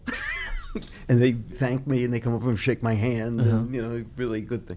The players who are really thankful are the Japanese players, because they don't have pictures of themselves playing in the U.S. So do the players know that you're taking pictures of them? Like, are you having them pose, or are you taking candid action shots while they're out on the field, and then the next day you show up and you've got a card of them? Like, how's it working? You nailed it. I do candid action shots of everybody. I do pose shots just to have a backup. If I can't get the guy in action. Of course, the 9 starters are easy. Yeah. But everybody else. Yeah, it's tough. This is just something that's embedded in you. Like, this is never going to stop. Exactly. Yeah. I've heard many times, Mike, are you nuts? Why are you doing this? And I think about it, and I just do it for fun. Right. I love it. Because what else am I going to do? Yeah, right. I'm retired. Yeah. What other collectors made the most impact on you, and who was the most memorable? I think Tom Collier. Just meeting him and us getting together. I mean, the guy was like a redneck, and I'm a guy from the Bronx, and we just hit it off. It just worked out. What were some of your favorite moments as a collector? I loved trading cards when I was a little kid. I mean, that was terrific. Of course, finding the Wagner card, the first one, was so exciting. Did the first one mean more to you than the second one because it was the first one? Yes, totally. Of course, the second one was beautiful. The other one was all beat up. But, yeah, it was very exciting. Yeah. Were there any cards that were so rare that you've only seen them once or twice or have never seen them at all, hoping that one day you maybe will? Well, I'm constantly going to flea markets. And every once in a while, we do find stuff, and I tell Andrew about it. And another interesting story, we walk around the neighborhood every day. 2 or 3 friends, we always walk together. And the 2 guys feed all the dogs as we walk around. They have treats. And there was one lady, we talked to her and feed her dog. And eventually, we really got to talk to her. And what did she do for a living? Sports photographer. And the famous photo of Thurman Munson fighting Carlton Fisk, that's her photo. Wow. And it was like, this cannot be happening. What a small world. Oh, my goodness. Yeah, there's actually no footage of that event. There's only still photography. Wow. Are there any cards that got away that you've always regretted? No. I was always happy about the cards that I found, like the famous in bar and the woman that I spent $100 and I got 500 T206s. Finding stuff was more, Yeah. What do you think is the biggest positive change in the hobby since you started collecting as a little kid? I think people taking care of their cards and keeping them in mint condition and the fact that it's gotten so much respect. I hate the way things are going, though, like creating rare cards. That to me, that's ridiculous. It's like Major League Baseball with home run derby. You know, everybody's trying to hit a home run. Right. You're 3 runs behind in the bottom of the 9th, and you're swinging for the hills. To me, that's ridiculous. Yeah. If you could do a reprint now of an old set that's never been reprinted before, what set do you think deserves more people to know about it? What I would do is Famous and Bar. I love that. And they're discovering them to this day. You know, new backs, which I think is just so exciting. Yeah, that's cool. That would be neat. Do either of you have a spreadsheet or a checklist or something somewhere that lists every card that you ever produced, whether it was from SCFC, TCMA, SSPC, anything like that? The short answer is no. There's no complete list. But there are lists, like the standard catalog of vintage baseball cards is a good start, but they don't list everything. And now no one's updating it. Right. So there's no way to fill that in. If you had to take a guess, roughly how many do you think there are? 1,000 million. Oh, easily No. thousands. Yeah. Easily Of thousands. different sets? Different cards. Oh, different cards. Yeah. I couldn't even put a number on that. Yeah. I will say, this information I've put out there also, a lot of people are looking for checklists regarding the early reprint sets and sheets and all of that from like 72 through 75. And all of that is cataloged in the Sports Collector's Bible. Okay. You just don't find that information elsewhere. But yeah, really good info in Sports Collector's Bible. Andrew, you've pretty much become the de facto TCMA archivist. Is it your goal to reacquire one of everything that TCMA and all of its iterations have produced? I can't say it's my goal. So the answer is yes. You just know that it's a ridiculous thing that will never happen. But the answer is yes. I suppose that's one way to put it. The way that I look at it is when cards come my way and I don't have them, I retain them. The ones that I do have, I sell to other collectors. And what's been happening over the past few years, somebody will call me up and say, hey, I've got like a TCMA hoard. Do you want it? And sometimes they'll just give it to me. And other times they give me a really good deal on it. Yeah. Cool. And I've been able to acquire some really neat stuff that way. Neat to me. Yeah, Anyway. I think looking at things from a collector's point of view, you don't look at it monetarily. Right. You know, you just, I'm a Mets fan. I want to Right. get every. Right. You don't say, I'm only going to collect $3,000 cards. Yes. And I completely understand what you're saying. But now, with the money that's involved, you have to be aware. Right. They're intertwined, and you can't separate them, really. Because if you're trying to complete a T206 set, Right. and the last card you're missing is a Wagner, you can't go up to somebody and say, Yeah. hey, I'll give you $400 for it because it's the last one I need. Right. It's like, yeah, You could say that. Right. yeah, that's my favorite is when people collect things like that and they're like, I will never spend over $100 on a card. It's like, okay, then there are some cards you're never going Right. to own. You just won't own You it. bet. And I've said this to my father before, because yes, to answer your question that I will answer for you, the cards that he's always wanted are the rotograph postcards of the 1905 New York Giants. You've always wanted those. Yeah, because I have maybe 1,500 rotograph cards. The Rotograph Company produced real photo postcards back around the turn of the century, Yeah. and they are gorgeous. But they shot everything. Baseball was just one thing. Right. I only collect the real photo postcards that they made. So they made non-real. They made like Printed cards. printed cards. Yeah. Gazillions of them. Okay. And they're mostly movie stars from the 1910, Cats. before there were movies, silent movies. And I have maybe 20 autographed ones. Wow. And I have, I would say, 1,500 different cards, but I'm missing the 10 baseball players. Yeah. And now the prices for those have just gotten silly. Silly. Right. Yeah. Why is it important to you to preserve the legacy? Well, it's an incredible story. And I would guess for the same reasons that you look to preserve history. But for me, it's something I grew up with, and it's my father. So yeah, it's definitely important to me. And there's a story there that should be preserved. And it would be a shame if it was just forgotten about. Are there any plans for a book of any kind or a way to document everything that we've talked about today, but in greater detail? People have asked me that many times, and it could be done. And I have enough material to do it, and it would be really cool. I bet Keith Olbermann would write the forward for it if you asked him nicely. You think? It would take a lot of time. Mm-hmm. But yeah, I mean, people have approached me with a lot of different things like, oh, we need to catalog all of the Hall of Fame induction day cards. Mm-hmm. That's another Because thing. they were produced from 1984 through 2020, but there's no checklist. And they were produced by both TCMA and by Photophile. Mm-hmm. And that's something I kept running when I was I at made it. Photophile. I did make a checklist. I have a checklist. You probably have like 3/4 of the checklist. I think I have it all. So the guy who would know this is Pete Henrici, who was my father's partner who ran Baseball Nostalgia in Cooperstown. Mm-hmm. You and Pete should get together and create the checklist. Oh, we could do that. That's what you should do. Yeah. But yeah, there's a lot of interesting hobby stuff that can be done, like this podcast in regards to TCMA. We produced the induction day cards, and I fill my car up, maybe 4,000 of them, and I drive to Cooperstown. And I drive down Main Street, and John Zazzo Yes. has a booth in front of one of the stores.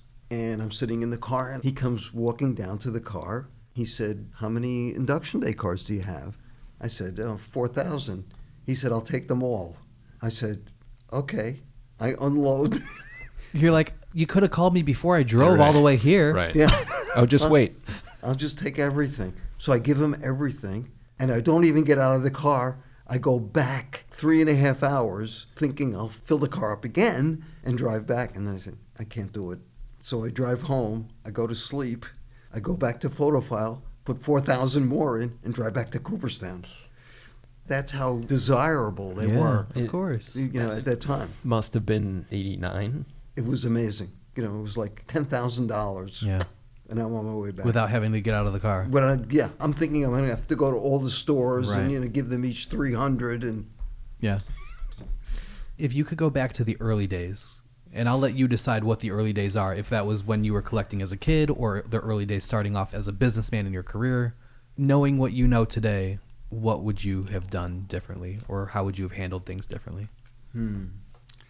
The one colossal mistake that I made is when Bert Sugar came to me and said it would be a third, I should have said, I get half and you guys get half. That was the biggest mistake. Mm-hmm. I didn't realize who I was getting involved with. I think that was a huge error. It turned out well because I got bought out twice. Right. But that was a mistake. Andrew, what's the biggest lesson that you've learned from your dad? Wow, just hit me with the... Don't take any wooden nickels. Yes, yeah. Oh, man, I have to think about it. The Mets, Don't become a Mets fan? Dang. when he was 3 was True. 3 years old, he walked into our warehouse and said, "Gets hat, gets hat." And the people who worked there thought he said Mets hat. So they gave him a Mets hat. And it's been downhill ever since. No, I will say that when I was a kid, the 86 Mets were my favorite team. And TCMA was producing all those minor league cards of Lenny Dykstra and Mookie Wilson and Wally Backman and Darryl Strawberry and Dwight Gooden. And then you did the official postcards of the Mets and the Yankees. Yes, and I was standing right there when we shot every one of them in spring training. Spring training. But I thought that was like the coolest thing. And then we went to Game 3 of the 1986 NLCS when my favorite player at the time, maybe not so much today, but Lenny Dykstra hit the walk-off home run to beat the Astros. That was like my seminal moment as a baseball fan. Yours was the Bobby Thompson. but for me it was being at that game and like, wow, being a Mets fan is going to be great. This is going to be great. When you were a kid and your dad is producing these baseball cards that are collectible, did you have any frame of reference that like what he was doing was so huge, or was it just like, yeah, that's what my dad does, like this is normal? Did you understand it wasn't normal? Yeah. Why? What gave you that idea? Yeah, because all the kids around me were collecting cards. Oh, that's another thing that I did was produce cards of all his friends. That's funny. Yes. Like all the teams he was Yes. on. Yes. Amazing. Well, no, I mean, you were taking photos of Yeah. everyone and passing them out. I wouldn't say you were making cards. Yeah. But yes, I was aware. This is not normal. But my friends did well. They were given a lot of TCMA cards Yeah. and photos. Oh, my God. photos. I would make 8x10s of all the kids and then give them. No, but I mean photos of the current players. Oh, yeah. That's what they wanted. Yeah. Their parents might have wanted photos of them. Well, Is there anything else that we didn't touch on today that you want to talk about? no, I think we did all the things. I was going to say something that I learned very early was to be aware of material featuring baseball players because it might be important. And also to look carefully at everything because you never know what details are going to be important. Mm-hmm. Meaning like a background of a photo might have Babe Ruth in it, and so that photo of some otherwise seemingly insignificant player. And photos especially, yes, things in the background that can reveal important information. But I'm talking more in terms of just material related to baseball. Like, hey, that bat over there is more than just a bat, potentially. It pays to take a closer look at it. So when it comes to looking at collections, or just like you're out and about and you're at a tag sale or whatever and someone has a thing, look at it carefully. Yeah. Don't just Be an dismiss expert. it. How can people reach out to you and keep up with what you're doing these days and possibly trade you some of the missing Mets cards? TCMA covers at mac.com. Great. And what about you, Andrew? You can email me at tcmaphotos@mac.com. And my Instagram is F as in Frank, V as in Victor, 109. Awesome. Thank you both very much. This was a very extensive deep dive, but I think the hobby will be better for it. And just for everything that you have done. This is a real honor to talk to you today. Well, thank you. It was more than fun. Thank you, Dan. This was great. Okay. Thanks, guys.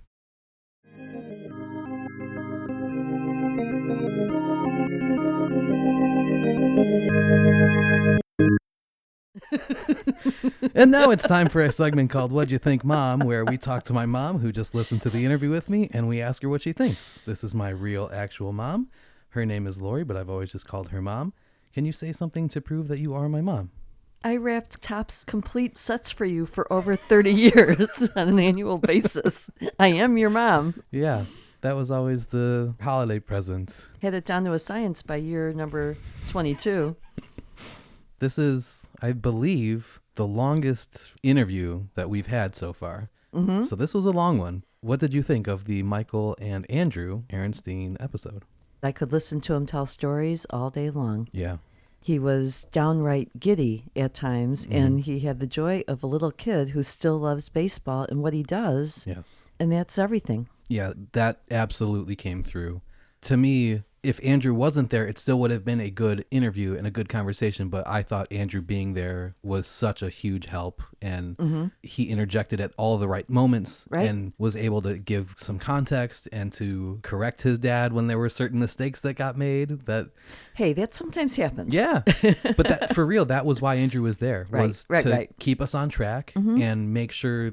How many times have you done research or done an interview with an older person or just had somebody like tell you stories and it's like, that's not quite how that happened. So if we're going to have a document like this to preserve the history of TCMA and preserve these stories of how the hobby started, it's nice to have somebody there who heard the stories 30 years ago. Right. And can be like, oh, no, that's not quite exactly what happened. Here's how it really happened. I sometimes get that feeling we're at that point already. Stop nodding your head. My tongue is bleeding. Yeah. I get it. I totally get it. That being said, I was blown away by how great his memory was. Yeah. Being able to tell me how much a pack of cards cost in 1951. He remembered all of the important stuff. I don't care that the guy maybe had a wife and a baby in the apartment, but he remembered that the baseball cards he was looking for were in the bathroom on the top shelf.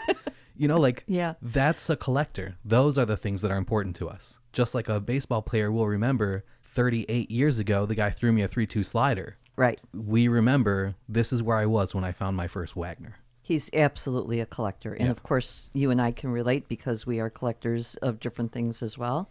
And it's following your passion. And the bottom line is he spends his life following his passion, and he's led a very rich life doing what he loves most. One of my favorite early stories that he told was scheduling the card convention at the high school gym where Lou Alcindor played. And they didn't think to not schedule the convention on a possible home playoff game. It's Lou Alcindor. They're going to the playoffs. it all worked out, and they found the basement in the church. On Madison Avenue, and he was surprised 300 people were in line. But that was funny to me that, like, nobody thought to look at the basketball schedule. Well, it's Lou Alcindor. Yeah. I like the way he gave a shout out to the kid sitting next to him on the stoop who's holding the 5 cards he needs to complete his 1951 Bowman set. And the kid just says, "Oh, you need these? Here you go." Mm-hmm. Wow. Yeah. When you start as a kid, that's how things are, because they're not worth money. You're building your collection, and you have buddies who are building their collection. And if he needs those 5 cards, because you just do it. It doesn't matter. At least that's how it was. Right. I don't know if that's still how it is, because the prices are so insane now. But I had those same experiences when I was a kid. Yeah, I'm guessing it's not quite the same now, because as soon as you use the phrase titanium case, it's a whole new ballgame. Yeah. The amount of money that these kids are carrying with them, and not just kids, adults too. I mean, those card conventions should have security. Right. Somebody was walking around with the 52 Topps mantle. A lot of people call it his rookie card. That's not his rookie card. That's the most famous one, but his actual rookie card was the 1951 Bowman, which is the set that Michael was building. But the 52 mantle sold for like $13 million, I think $12.6 million or something like that. So they hired a security team. Right. As you absolutely should. You're walking around with $12 million in your pocket. Right. I think you can afford to spring for a $125 an hour armed security guard to follow you around with you. But that's the type of money that are in those rooms. Yeah, mind-boggling, really. This past year especially, there were a handful of different news stories that came out of either dealers having their cards stolen at shows, or there was a show in Strongsville, Ohio, where a dealer sent cards to the hotel ahead of time because that's where he was going to stay. You know, he was from out of state, and somebody from the hotel stole the card. Like, right, and actually it was just in the news that guy was sentenced as a result of that, but that just happened. You know, there are less than scrupulous people in every industry, in every walk of life.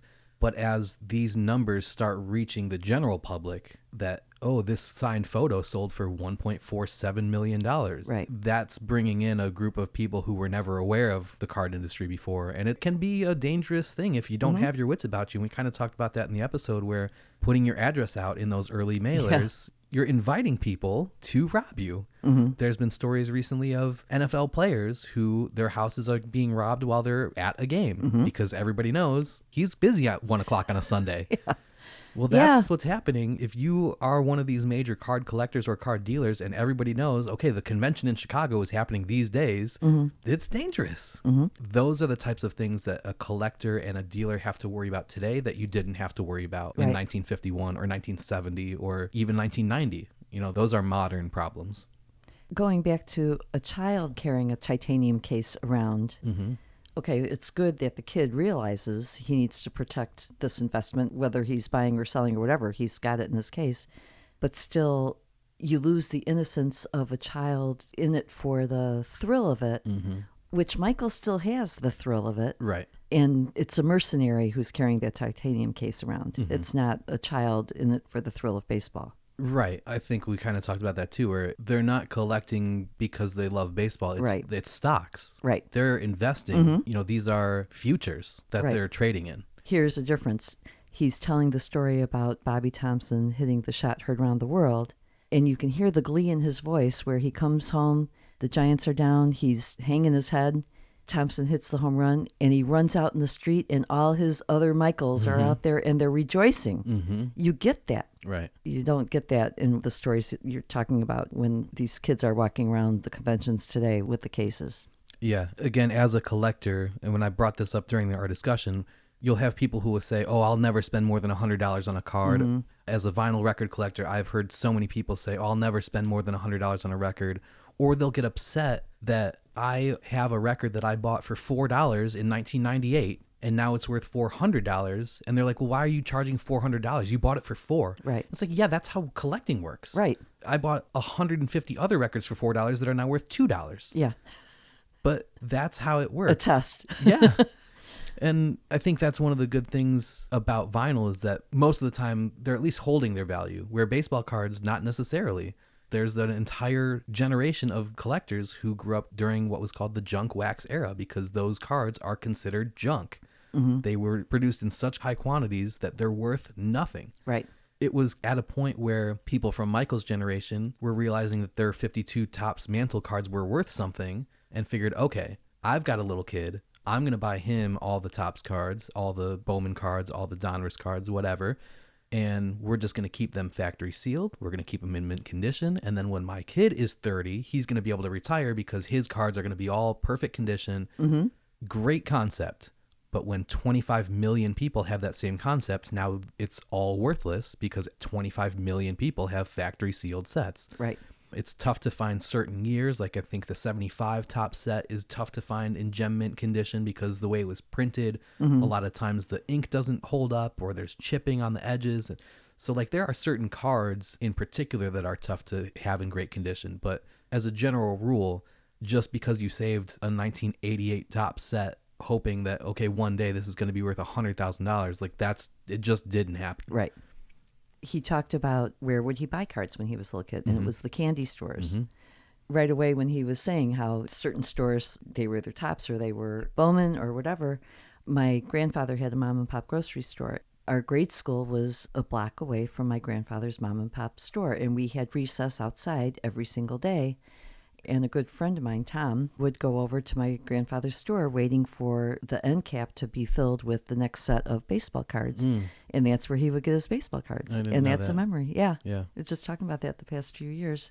Yeah, I know we talk about this in every episode, but the liner notes on this one are going to be useful for you. When we do episodes with artists, or like one of our previous episodes with Todd Radom, the graphic designer who's designing logos and stuff, those lean heavily on the visual component of the conversation.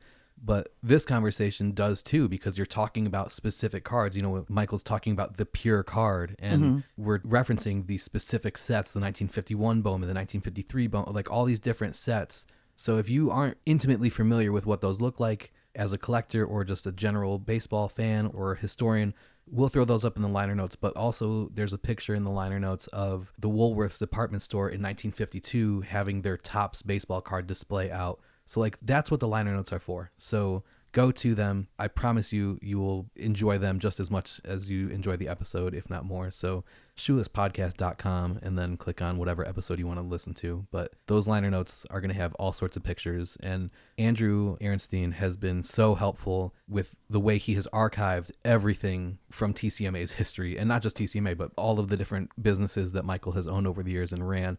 So there are tons of photos in the liner notes of, you know, he's talking about a letter he got from Topps threatening to sue him. We've got that letter. Go to the liner notes. All that stuff is going to be in there. If you didn't already follow along as you listened, go back through. But yeah, the liner notes on this episode are going to be really cool and historically significant. And even if you kind of know baseball cards, you know, which that would be me, I kind of know some just because I'm related to you. But as we're recording our segment, you'll hold out your phone and I can see it. And it's like, okay, I know immediately then what you're talking about. And it adds so much because now you have the perspective of what specific item is being referred to. Yeah, it's so funny to look at some of the minor league cards that TCMA put out, and you see Ricky Henderson's first card, or the John Elway card that we talked about, or the Darryl Strawberry card where he is a child. They are children. Like he just got his learner's permit, and he's playing professional baseball. Yeah. And Michael created his card. The Darryl Strawberry card just happened to be a twofer for him because he was in the Mets organization, so he's probably got a copy of that card in his own collection for that purpose. But what Michael was doing is historically significant in the hobby. I didn't just find one of my friends and his dad who happened to be a hobbyist who made baseball cards in his basement. This was a guy in the hobby who made a difference. Absolutely. But I like how even now he's got a new passion, a new holy grail that he's chasing. But he can just make the cards that he doesn't have in the meantime. He still has that talent, and that's crazy. I think that's fantastic. Well, when I asked him, what do you consider to be a Mets card? Is it just people at the major league level? And he's like, no.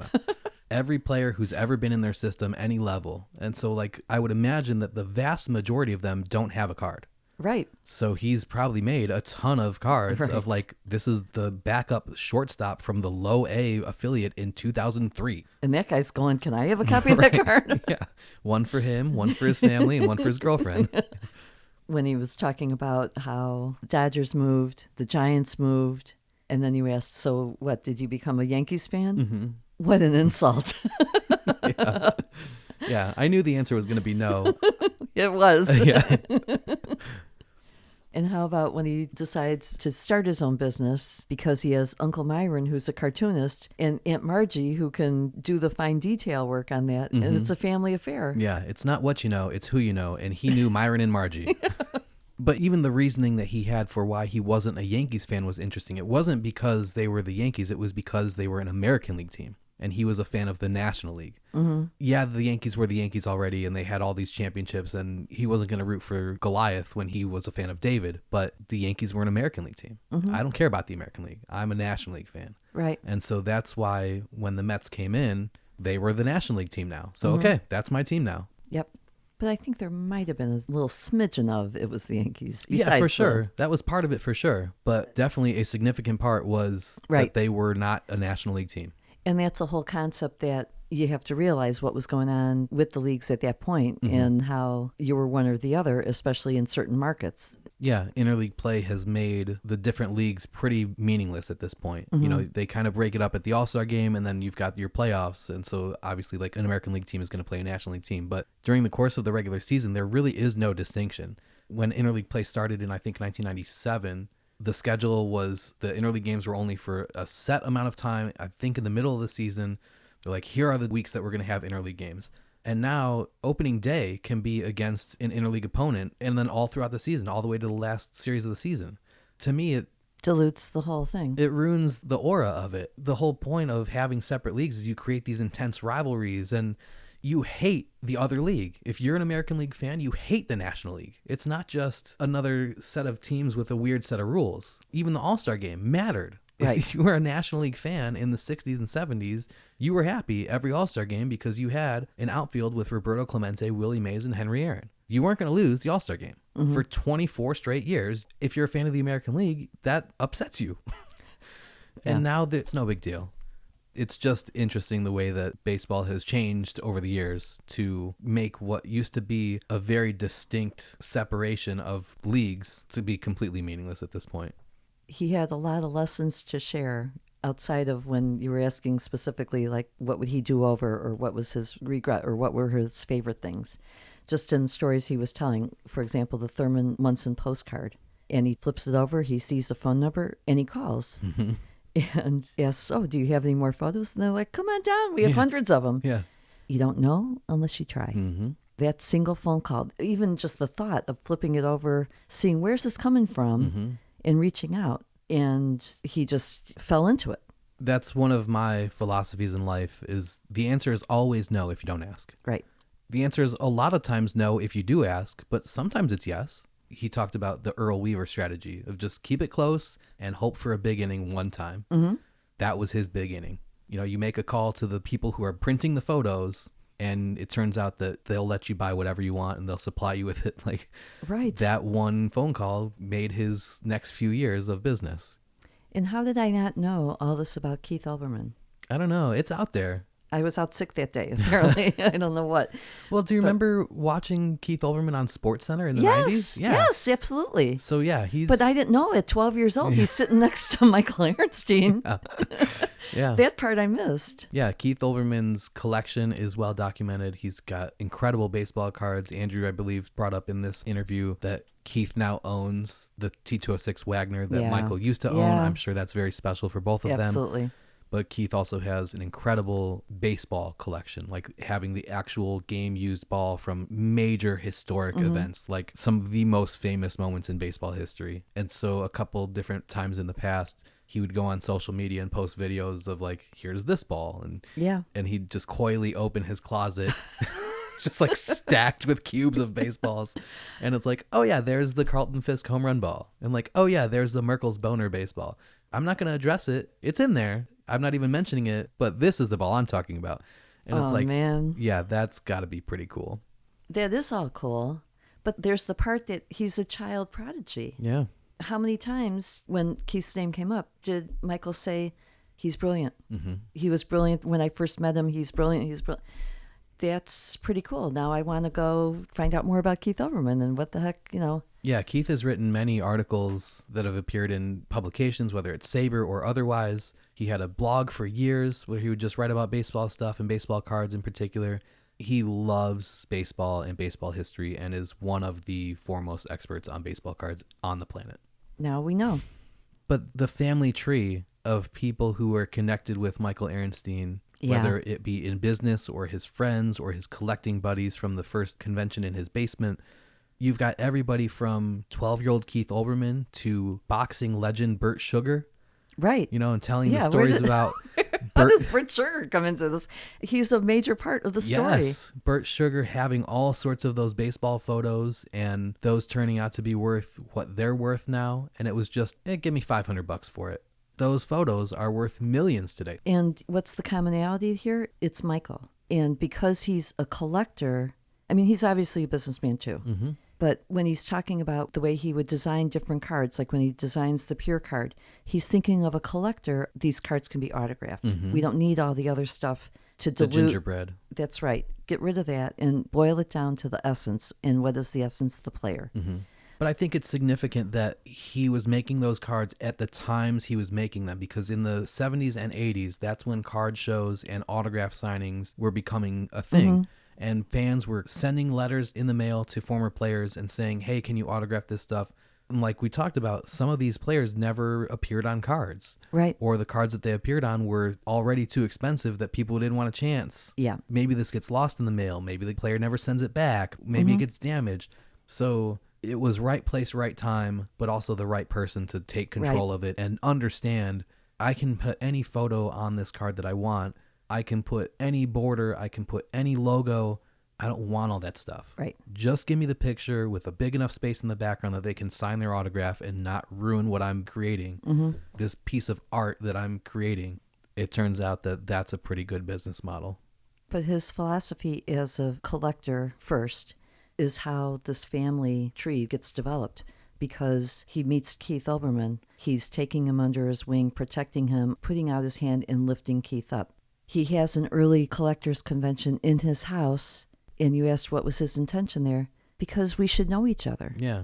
It wasn't, I'm out to get what that guy has. I know he's got that in his collection and I want it. Mm-hmm. No, we're all passionate about the same thing. We should be talking to each other. Mm-hmm.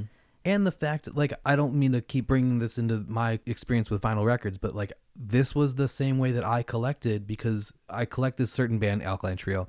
And there are specific records called test presses that before you press a full pressing of 1,000 copies of something, you press between 4 and 10 records, usually closer to 4 than 10, just to make sure that the jello molds that you're making the records out of are working properly. And then once those are approved, then you go, okay, use those same jello molds and press the whole thing. So those test pressings normally don't get out into the public, but when they do, there's a handful of collectors who are after them. So it was the same concept for me growing up and collecting that type of record from that band. There's only 10 or 15 people on the planet who care about those things, but there's only 4 to 10 copies of those records. So they're tough to find. We all know each other. Well, if I have a copy of a test pressing from the first record that they ever did, and now I find a second one, I don't need to buy the second one. I already have it. Mm-hmm. So I know, okay, here's my buddy Patrick, who I met in 2006, and we're still friends because I gave him a heads up on a test pressing of a record that I already had a copy of. Right. And that's how these baseball card guys were too. Like 6 of the different guys at that first convention, at minimum, maybe more than 6, but there are 6 that we know of, either owned a Wagner or acquired one very soon after that first convention. Mm-hmm. I'm sure somebody had an opportunity to have bought a second one, but he was like, yeah, I've already got one. I know there's 18 other guys at this convention who want it. Mm-hmm. I'm going to help them out and get it, because the money wasn't crazy back then. I wasn't giving you a tip on a $12.6 million card. Right. Like, yes, it was still valuable, but that's what you want to complete your collection. I'm going to help you get it. Right. And I'm sure you've got contacts that you can help me build my 1951 Giant set. You don't even care about the Giants, so you don't care that you're giving me your connection, because I'm not going to take away something that you're after also. That's the point of those get-togethers. You have the mindset of the kid on the stoop. Right. You help me with my collection. I'm going to help you with your collection. And at the end of the day, we're both going to be happy. Mm-hmm. So many great stories, just little tidbits he threw out there. And it's like, that's what made this so easy to listen to. Mm-hmm. He ends up with a stack of 4,000 checks, and he goes into the bank, and Barclays says, no way, you're out of here. Citibank says, we'll take it. Mm-hmm. And then Andrew saying, you know all those publications that you sent to your mother to make sure they were getting through okay? we have all those. Mm-hmm. Oh, man, got me right there. Yeah. Andrew has kept so much stuff. I asked him, is there a plan for a book? I'm sure at some point that is something that Andrew will work on because he just has too much stuff not to make one. And the story is significant enough. It doesn't just have to be a TCMA book. I mean, it could be, but it can be about all the stuff that we talked about in this episode. Right. When you think of what this hobby has become, Mm-hmm. it's definitely a book well worth writing, and I'm sure it will be fascinating to read. And a lot of the different iterations of these companies, whether they were called TCMA or not, I mean, they're directly linked to it. They're all things that Michael set up or ran or was a part of. So that's why I thought it was so important to sit down and talk with him. You know, Right. the way this episode came to be in the first place was at the 2023 National in Chicago. It was less than a year after my grandpa passed away, and Andrew and I were hanging out. And I was like, I've got my podcast, so I have all this recording equipment, and I unfortunately just missed the window where my own grandpa was coherent enough to tell great stories. Mm-hmm. You know, he has a million unbelievable stories in life, in business, that he's told for years, but by the time I was old enough to really sit down with proper equipment and record, he just didn't have the same memory, didn't have the same stamina. Like, he couldn't have sat through a 3-hour-long interview. Right. So I asked Andrew, have you ever recorded a conversation with your dad to get his stories just on the record, just for your own, so you can have it after he's gone, whenever that may come? And he was like, no, you know, it's something I've always wanted to do. I've never done it. I don't know how to do it. And I was like, well, anytime you want, I'm happy to come sit with the two of you. I don't need to be a part of it, but I can facilitate. I've got the equipment. I'll make it happen. And he's like, I would love that. Let's do that. Michael and his wife live in Santa Fe, and Andrew lives in New York.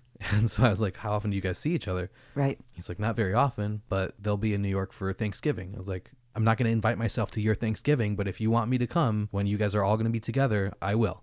And Andrew was like, yeah, let's do it. And let's make it a podcast episode. Like, do your research, ask your questions. I'll help you out with any artifacts, any tidbits, and anything like that. So Andrew was a huge help. Obviously, there's a ton of information already out there about Michael and TCMA and all the conventions.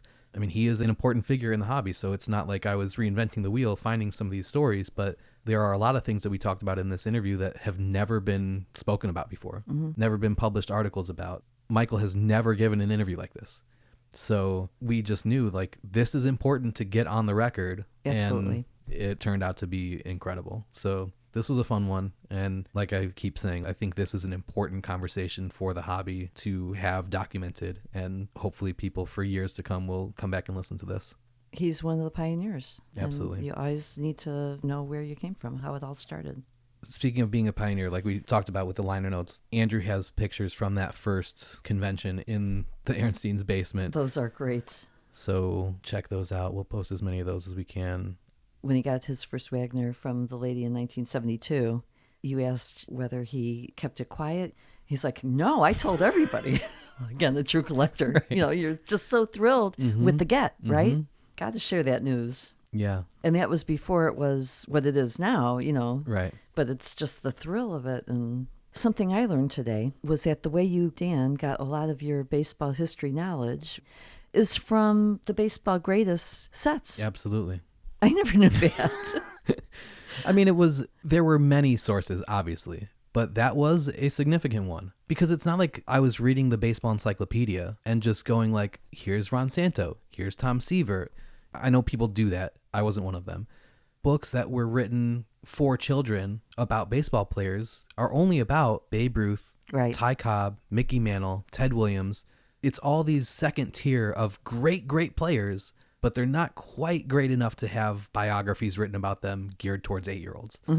So these cards were the first time that this was before ESPN Classic existed. This was before the internet existed. You didn't just have access to lists of the greatest players ever and then a way to immediately learn about them. These cards were the way that I learned about those guys. So I think you're part of Michael's family tree. Yeah, I absolutely am. We're here tonight because of Michael. Yeah, and one of those cards I was telling you, I don't think you ever even realized this. So after I was able to redecorate the bathroom and the upstairs level of the house that I grew up in. I do remember that. And I made it baseball themed. I do remember that. And so one of the walls, the first room you walk into that had the sink and the shower, and then there's the room inside of that that's got the toilet and the closet.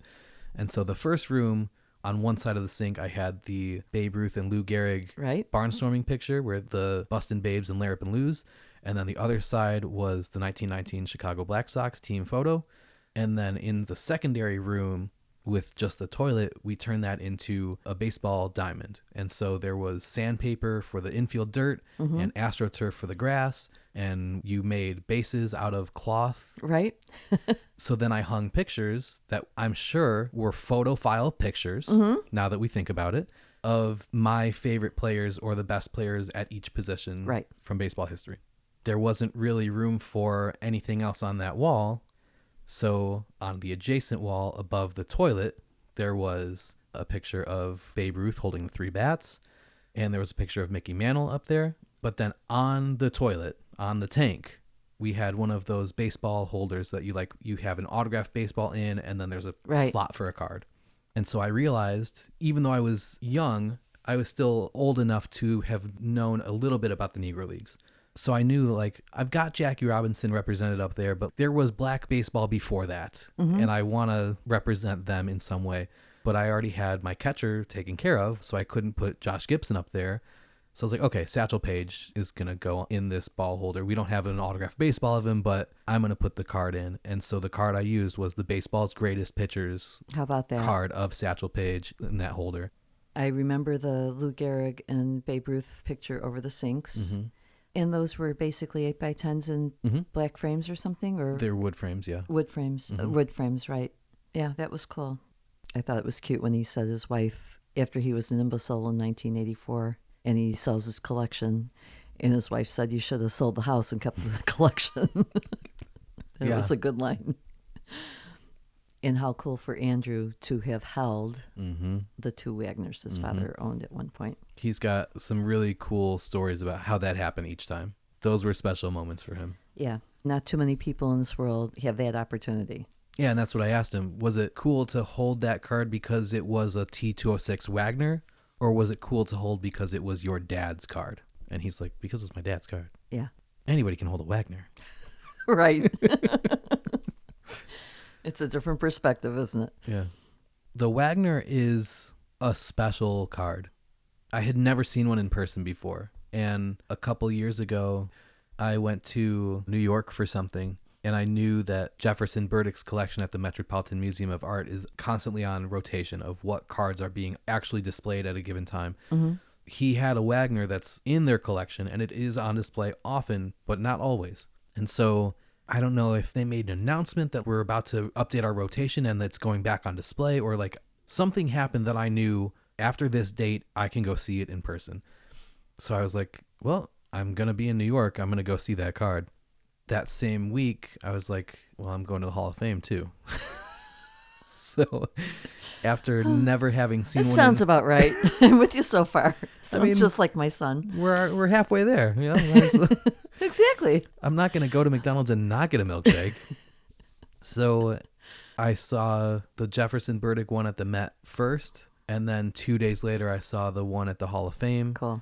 And it was like you were looking at the Mona Lisa. Yeah. I can't even imagine what the one inside the Hall of Fame is worth, because the one that sold for $12.6 million is not in quite as good of condition as the one at the Hall of Fame. But the one at the Hall of Fame is not graded because it's been in their collection for years, and they're not interested in getting it graded. It's on display. Right. But if they were to get it graded and put that up for auction, I think that would probably be the most expensive Wagner.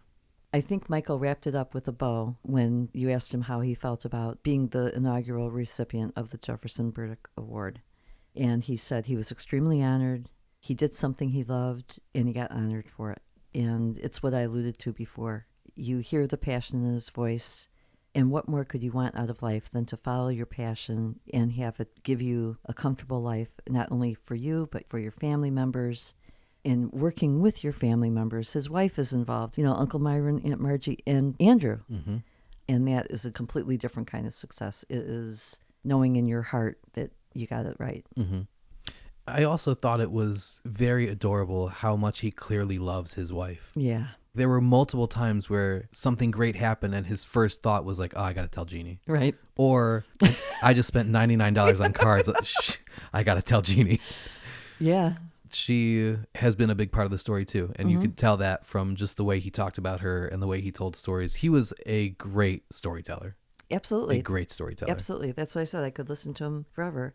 And I like the way Michael can go to a card show now and ask if they have any TCMA cards. And he's like, I'm MA. Yeah. Oh, my God. That was funny. But kudos to Jeannie, because a lot of the times you might not have a spouse who's like, sure, go ahead and, keep your baseball cards in a cabinet in our bedroom. Right. That's exactly where I was going. Yeah. I'm not even married and I'm not allowed to keep the baseball cards in a cabinet in my bedroom. Yeah. This is an aside, but you had a mom who gave you a lot of space to be who you were and who you became. And Thanks, Mom. who knew? Anyway, it was really cool to listen to him. You could just sit next to him and be interested in what he said, because he always had humility. It was never like, I did this great thing. Right. It was like, yeah, I saw this. I called the guy and $500 for all of them. Okay. And the next thing, and what he said was he was able to send 4 kids to college, and he was able to provide for his family by using his creativity. And so it was passion, but also he would look at something and think outside the box and think of something in a way that no one else ever thought about it. Because look how many different business lives he had, how many different ventures. That was another reason I was grateful to have Andrew there, though, was that I would have just let him tell whatever stories. Yeah. Because he was just fun to listen to. But Andrew was like, we have a lot to get through of the stuff that we want to talk about. When we go out to dinner later after this, you can tell him all the stories about the non-baseball stuff. But, stay on track, buddy. So, thank you, Andrew, for being there for that. But Michael's non-baseball stories were just as entertaining as his baseball stories. Yeah, because as soon as he alluded to what kind of collections he's chasing right now, I'm like, I want to know more about that. Yeah. What some of the early postcards or the movie star angle or whatever. And it's always interesting to hear someone talk about their passion, especially for me when it has to do with historical stuff. Yeah. Okay. Thanks, Mom. Thanks, Dan.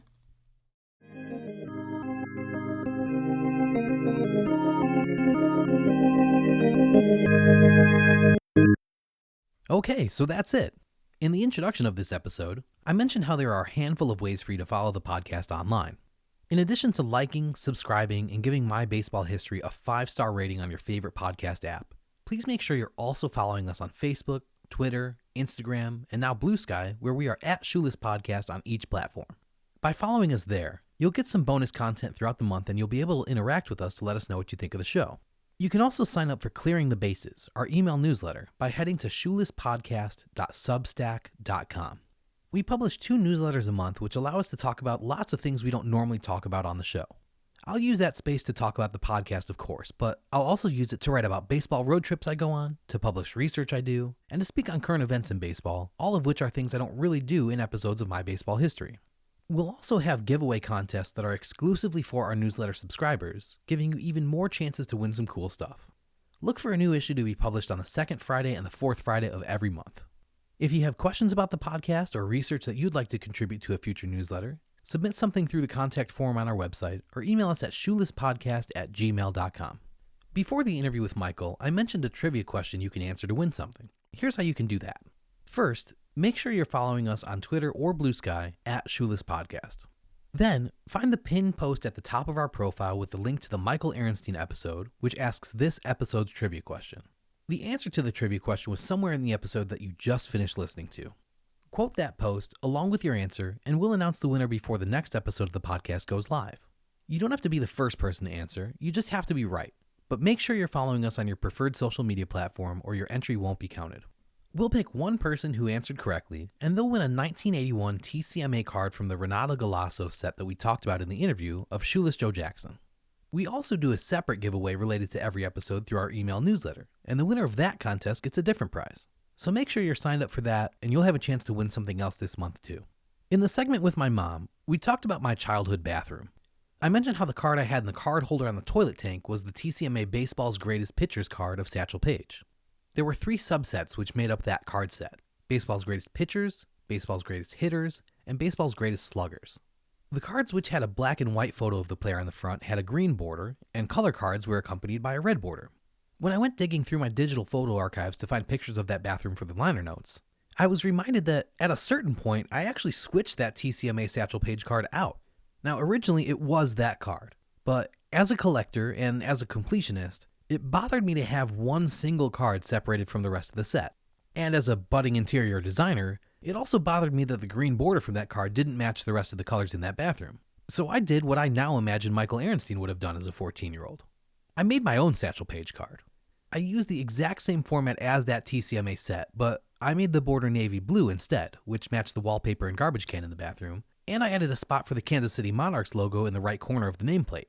Back then, we didn't have the plethora of Satchel Paige photos available to us that we have today, but I picked my favorite one and made that the image I used for the card. I'm sure I used Microsoft Excel to get the size to be perfect, and I'm also sure it took a handful of tries before I got it just right, so sorry Mom for wasting so much printer ink. I think that was probably the first card I made in such a professionally amateurish way, but I know it absolutely wasn't the last. When I was a sophomore in high school, our football team went to the state finals. One of my neighbors was the senior starting quarterback for the team, a two-way player named Bobby Giannini, who also led the team in defensive interceptions as a free safety. Bobby used to drive me to school every day, and we would talk about sports and music and all the dumb stuff high school boys would talk about while riding in a black Mustang at 7:10 in the morning to get to first period on time. As if I didn't already have enough reasons to love him, Bobby wore number 7, which was my favorite number because of Mickey Mantle. I'm not sure if high schools sell replica sports jerseys of their stars nowadays, but they certainly didn't back then. So instead, I made one myself using a white t-shirt, silver duct tape, and black electrical tape. I would wear it to games to cheer on my friend who had committed to play football at Air Force after graduation, and he actually signed it with a black Sharpie for me as well. But in addition to the jersey that I made, I also made a series of cards. I kept one set and I gave one set to Bobby. One card was the team photo on the front with the regular season schedule and the results on the back, and the other cards were photos of Bobby which had appeared in the newspaper throughout the course of the season. I scanned those photos in and designed the front of the cards. In addition to season and career stats on some of the card backs, I used quotes from coaches and teammates, individual game stats, and awards and accolades on the others. They were fun to make, and even more fun to give to my friend as a way for him to remember that incredible season. And now, more than 20 years later, they've been fun to reminisce about. Honestly, I didn't even remember that I had made them until talking with Michael Aronstein for this episode, but him talking about making his own cards jogged my memory. To think that we were doing the same thing by making our own cards, just a few decades apart, really made me smile. If you think this episode was worth $1, please click the donate button in the upper right corner of our website, shoelesspodcast.com. That is a direct link to my PayPal profile where you can make a donation in any amount. If you don't have PayPal and want to send a donation through Venmo, Zelle, Cash App, or any other platform, shoot me an email at shoelesspodcast@gmail.com and I'll send you directions for whichever method you prefer. You can also leave a rating or review on iTunes or wherever you listen to the podcast. 5-star ratings help our podcast get shown on more people's suggested podcast pages, which means that more people will hear our show. It just takes a couple seconds of your time, but it really helps us a lot. And of course, liking us on social media, interacting with our posts, and sharing things with your friends is great too. No matter how you choose to support us, even if it's just by listening, we appreciate you being here. Until next time, I'm Dan Wallach, and this is My Baseball History.